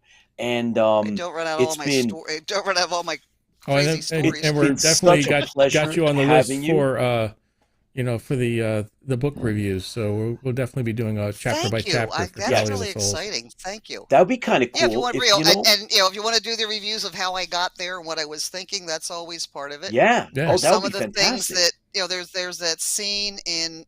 Well, you're running long, so I probably shouldn't go into another story. But okay, we'll do that another time. We will. Right, what it is when I talk about the real world. Mm-hmm. And there's the scene in, I think it's Homecoming, where he's been missing 30 days. He's now presumed killed. And Cassie goes down to the bar with everybody. And she says, I'm going to stay calm. I don't want them to think less of him by how I behave. Air Force, okay? The colonel's wives were all Vietnam era wives. And Ron got his wings at the end of Vietnam. He didn't go on active. But we're in England. We're at one of the bases that raided Libya in 86. The younger wives have no idea what's going on. I'm a captain's wives. They're calling me because they're not going to call the colonel's wives. But our wing commander was Dale Thompson, and his wife was Sherry. And we would walk across ground glass that was burning for those two, because they were so good, both of them. And Sherry and I were talking, and she said, during Vietnam, the guys were in Thailand. We were all in Hawaii. And every day when I got up, I made sure, even if I was working in my garden, I was dressed okay. My hair and makeup was done, because if that's the day they came to tell me Dale was shot down, I would not want them to think less of Dale by how I appeared. Now, at the beginning of that story is the fun thing at the bar where they're doing carrier landings, which is actually tailhook landing. Tailhook. Okay. Yes. Okay. Dale, everybody from Hayford ended up leaving with their star. This was a very, very important base. Sherry was a former Miss Colorado, tall, stunning blonde. We used to call her and Dale Barbie and Ken because they were gorgeous. Sherry, in this beautiful evening gown, kicks off her shoes. She's doing carrier landings. That's the kind of wife you want to be with. So that's my last story for tonight, because otherwise I'll bore you forever. One of our devout listeners. Yes, Robert, I was. Oh, yes. There you go. And I tried to get because Dirk flies. And was talking to the two of them, and we were trying to work it out because they had to leave Sunday or whatever time they had to leave. We couldn't work the timing out for them to go over to Martin State Airport and go flying. We were going to go fly someplace for breakfast, but we couldn't get the timing to work out. Darn! Wow. Rob, way to go, buddy. Thank you. All right. Thank you for that pleasant memory. I appreciate that. Yes. Fran, you're going to come back. We're hopefully going to make it so that we're gonna meet up at AwesomeCon as soon as we get a date for the panel. So it doesn't matter if you can't make the panel day, any one of those 3 days, you come down. We're gonna have a great time. We'll do like an interview on the spot, introduce you to the guys, and so we'll have a really good time. But we're gonna focus on trying to get you down at the panel. And so IFB, we're gonna be doing a panel. And we're going to have Fran on the panel at AwesomeCon. Doesn't get better than that. I'm overwhelmed. I mean, I did this for fun. I didn't think anybody really cared besides, a handful of my friends that would read it. I'm really very overwhelmed by the reception. It's very exciting, but also very humbling. And thank you. Cool. Yes, cool. We love having you on. Yeah, we had a great time. You create the stories for us to expand our imagination. It's important. Absolutely. Thank you. Super. Fran? All right, my husband's got dinner. It's 9:30 and I need to eat. My dogs are barking. Thanks, guys, so very, very much. It's a pleasure. See you, Fran. We'll see you soon. Yep. Take care see you, and Fran. Stay safe. Fans fuel the fleet. Fans fuel the fleet. All right, guys. Man, incredible, right? So we got Fran Severn, who is one of the biggest stories on that. We could have done all night on that one. Oh, heck yeah. Right. So this is like on a level like when we had Terrence McDonald, who, he was another one. I mean, he wrote the episodes. He was great, yeah. And he was just telling us all the stories about everything, Galactica, writing, and we're in it. So this is very, very cool. We are so grateful we had her on. And once again, I encourage every one of you, if you are a Battlestar Galactica fan, go find Tally of the Souls and read that one. You will finally get your next episode of Battlestar Galactica that should have been. And you know what, Chris? You did say that we are going to actually, we agreed, we're going to actually do the book on our show. So that's going to be when we do Armageddon, when we're done with Armageddon, right, Chris? Yeah, that's what we're going. Yeah, at that point we can switch over. We can catch over. So another one. Yeah, and then at some point, I think, Chris, just to let everybody know, we pretty much had kind of talked this out a little bit, and I think we decided we'd circle back to some of the novels. Yeah, some of the original, official, we'll bounce back and forth, novels. Whatever everybody's, if you're probably do that, kind of maybe we should do like a poll, see what everybody wants to. Yeah, we could do a poll. Hey, we're going to be doing trivia, guys. We're going to be doing trivia. We're going to ask Eric Larson to come back, and we're going to do trivia. Don't forget that we have James Morrison, Colonel McQueen from Space Above and Beyond. He's set to be a guest on our show. We're really looking forward to that. We're in talks with another author. Once we lock him down, we'll let you know. Looks like he's interested in coming. And he's from the UK, but he's willing to come on anyway. So we'll work that out. As soon as we lock him in on a date, we'll let you know. Chris, we also have the special effects artist. Bridget. She agrees with me. Tally should have been filmed and released as a movie. Yeah, great story. Well, we're going to do it. We're covering it. So, yeah. Thank you. Thank you so much for staying up with us. We really appreciate that. And for everybody else that's out there, we have thousands that watch, which is really humbling as well. It's scary almost. It is. Vietnam, the Philippines, you name it. We have people in Brazil. There's a big following IFBers in Brazil and in Chile. Thank you for watching. We really appreciate it. In Canada as well, in the UK and Australia. We haven't seen Baz tonight. I want to hope he's feeling better. No, we didn't. Hope he's okay. He was recovering. Yeah. Baz and Chris Laskowski is another one. But in reruns, when we have several hundred, if not thousands, of views. So thank you guys. Really appreciate it. And so tonight, Chris, we have Armageddon. Yes. Right? It is the Epic Odyssey Reborn, Battlestar Galactica, Armageddon, and this is by Richard Hatch, right? And Christopher Golden. And so that's somebody we should reach out to. I haven't done that yet. I haven't seen if I can find Christopher Gold, and see if we can come and get him. It'd be kind of cool. It would be. And I have some notes. It's a good chapter. I really enjoyed it. It is a good chapter. It's not that long either, but it's a really good not. chapter. So I think we can do this. So we're gonna cover chapter 8, and it starts on the hardcover edition. It starts on page 91. And on the soft cover edition, it starts on page 88. What do you got? 80. Okay. So so slightly different, but the same content. And, this is the first in a series of novels that Richard Hatch worked on. And this is, it's the 1978, Battlestar Galactica 1978 world, and it's pushed forward. And so we are going to now get into chapter 8. Well, we could do a quick summary. Do you want to? We just a quick summary. The things that have happened in the last couple of chapters is there was a murder. Chris is with us. Chris Laskowski from Australia. Hey, got to thanks for watching, Chris. Yep. Just a real quick update. There's Adama has passed on. There is a power vacuum. Cassie has convinced Athena to run for to take over the Galactica.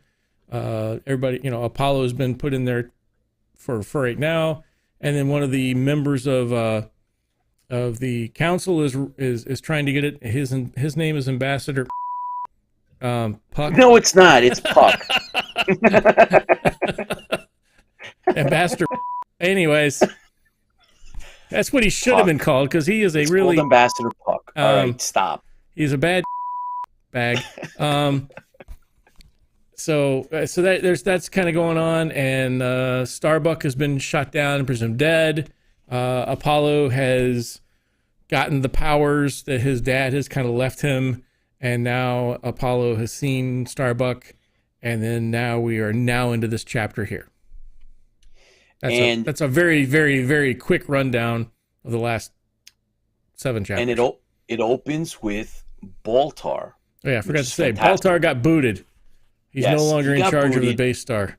Yeah, and of course who they put in the IL series, which should have been there Lucifer. To begin with. Mm-hmm. So for those of you that are not watching our video podcast or video stream, Chris, when he said that, he puffed himself up a little bit when he mentioned Lucifer, which is hysterical funny. So do yourself a favor and go back and watch. Although on the podcast, I would imagine that Chris is Chris was quoted as having a very soothing voice. So for those of you that are enjoying his soothing voice, Athena, call me. Oh God! All right, never mind. So the chapter opens with Baltar, and he's annoyed. He's actually pissed. He's really, really mad. Well, he should be happy he's not dead. But it doesn't know. That's not the point. The point is that Lucifer will not let him into the command chamber until he's ready to have him. Yeah, so all he could talk about is he wants to. He considers Lucifer a simpleton, doesn't deserve to be. I love that. Yeah, and he says that this is a minor setback, and because of what Lucifer is doing to him now, Baltar is going to promise that he swears. Actually, Baltar swears he will have him torn apart, limb by limb, and returned to Cylon for recycling. Yeah. I thought that was awesome. Lucifer is on the throne. The throne, Jeff Walters. Yeah, Lucifer's on the throne, and man, Baltar is and Baltar's stuck outside waiting to come in, and it's like, why do we need to talk to him? And the command centurion's like, talk to the hand. Yeah, exactly. And now let's not forget he's not ready to talk to you yet. So he's Lucifer's probably doing that on purpose.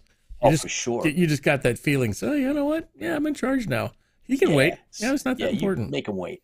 And so Chris, one of the reasons that Baltar is anxious to go see Lucifer and try to get himself back into good graces is that somebody, an entity, has made himself known to Baltar and told him, that there's knowledge that he wants, and the knowledge that which has to do with. He tells Baltar that it's you're correct in being angry. Yes, and he's feeding into his anger, and he's telling him that he knows the coordinates of the Galactica fleet. And so, Baltar wants to go in there and parlay that into a bigger position. Of course. And when he gets in, it's Baltar. When he gets into the throne room, Chris is going to... I'll let Chris talk about it because it'll make him happy. Go ahead, Chris. He gets into the throne room, and it's just, And there's a gold Cylon there. And the gold Cylon tells him, no, you can't enter yet. You're not allowed to enter wait. now. You're not good. Yeah. And then... so finally, the door slides open, and... he goes inside of it, and it says what caught him off guard were the dark armored beings who surrounded him.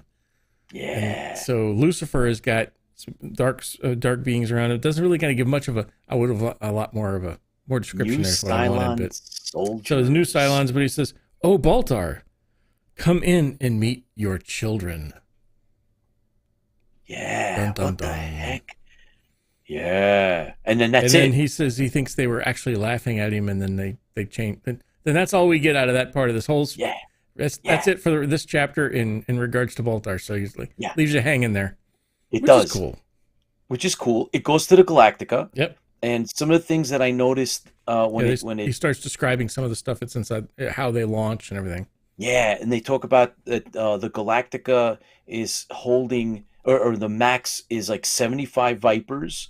But right now, their low point was like less than 40, but that they can actually hold up to 75.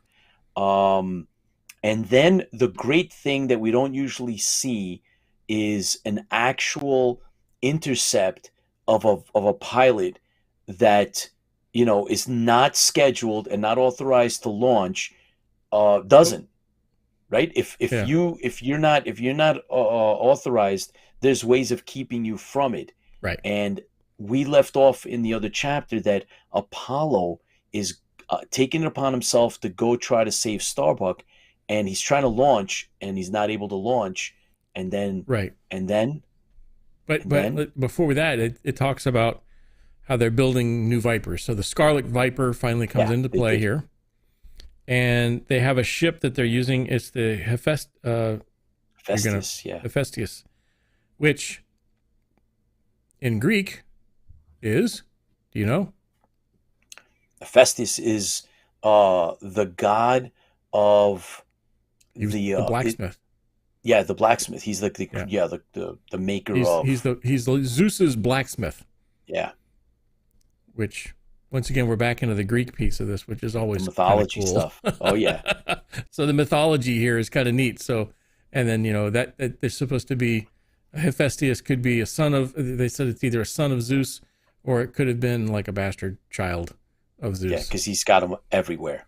No. Way to go, Zeus. Yeah. Zeus playing the field. Come on now. Yeah. No. Yeah. So, but there's that. I didn't want to miss that. So yeah, before that was cool though. Yeah.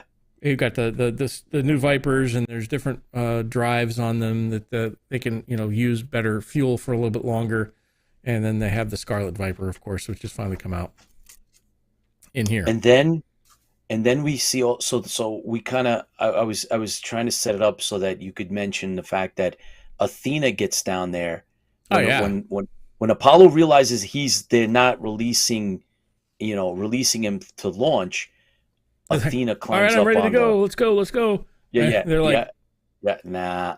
And then Athena climbs up on the Viper, and he's like, "What are you doing? Get off!" He feels the Viper shift a little bit. He looks over, and Athena's at the window. Hi. Open up, pop it up.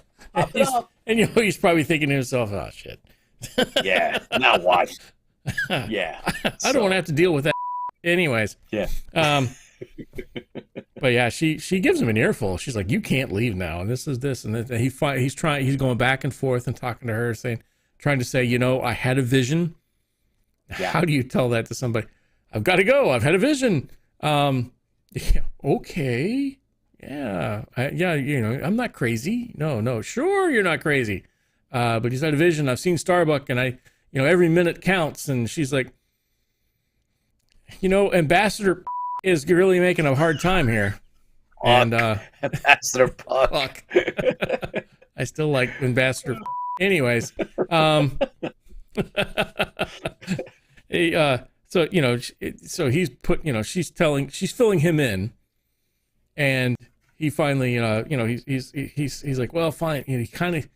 He slows down long enough to give her a description of what he's doing. So he's going to help Starbuck, which I couldn't understand in the book, but it's just like all the other show, like the rest of the show. It's like, why are you going alone? Why aren't you taking Boomer? Why aren't you taking, and then she's the same way. Well, you need to stay here. Why don't you send Boomer and Serena to help out? And he's like, I'm the one with the vision. I know where he's at. Yeah, I know where he's at. That's his excuse. Like nobody else. Look. What if the logic is he doesn't want to risk anybody else? He's willing to risk himself, but he doesn't want to risk anyone else. So if two guys go down versus now he's taking out, But the success of a mission would be much more increased if you had more than one. Yeah, but it's a buddy. It's supposed to be a buddy thing anyway, right? Isn't it? We forgot to ask Fran. Colonials, I understand completely. Yeah, it's just a colonial thing. Yeah. I wouldn't understand. Whenever we bring up the buddy thing, I always remember Michael Warhan. Yeah. And we didn't get a chance to ask Fran. We'll ask her next time if she's ever run into Michael. Maybe she knows him. Yeah. But because he was always hyping how it's a buddy movie. It's a buddy show, buddy film, which it is. And so there's the two buddy thing, and so that then leads us to the final part of the chapter, which is Starbuck on the planet Ochoa, right? Ochoa. Ochoa? A-C... O-C-H-O-A, Ochoa? Ochoa or Ochoa? Yeah. I don't know. Whatever. Anyway. Ochoa. Anyways. Yes. So this is an interesting planet. In the previous chapters, it talked about how it's dying. It's getting close to a star. It's breaking apart type thing. Yeah. The Cylons are getting ready to get out of there, but Starbuck escaped them. And now Starbuck, dove out a window, and he did a high dive into some water, and he's now pulled himself out, and he's every 50 or 60 years these things kind of get close enough together, but they're figured this is going to be the final one. And the Cylons are smart. They left because they think all right.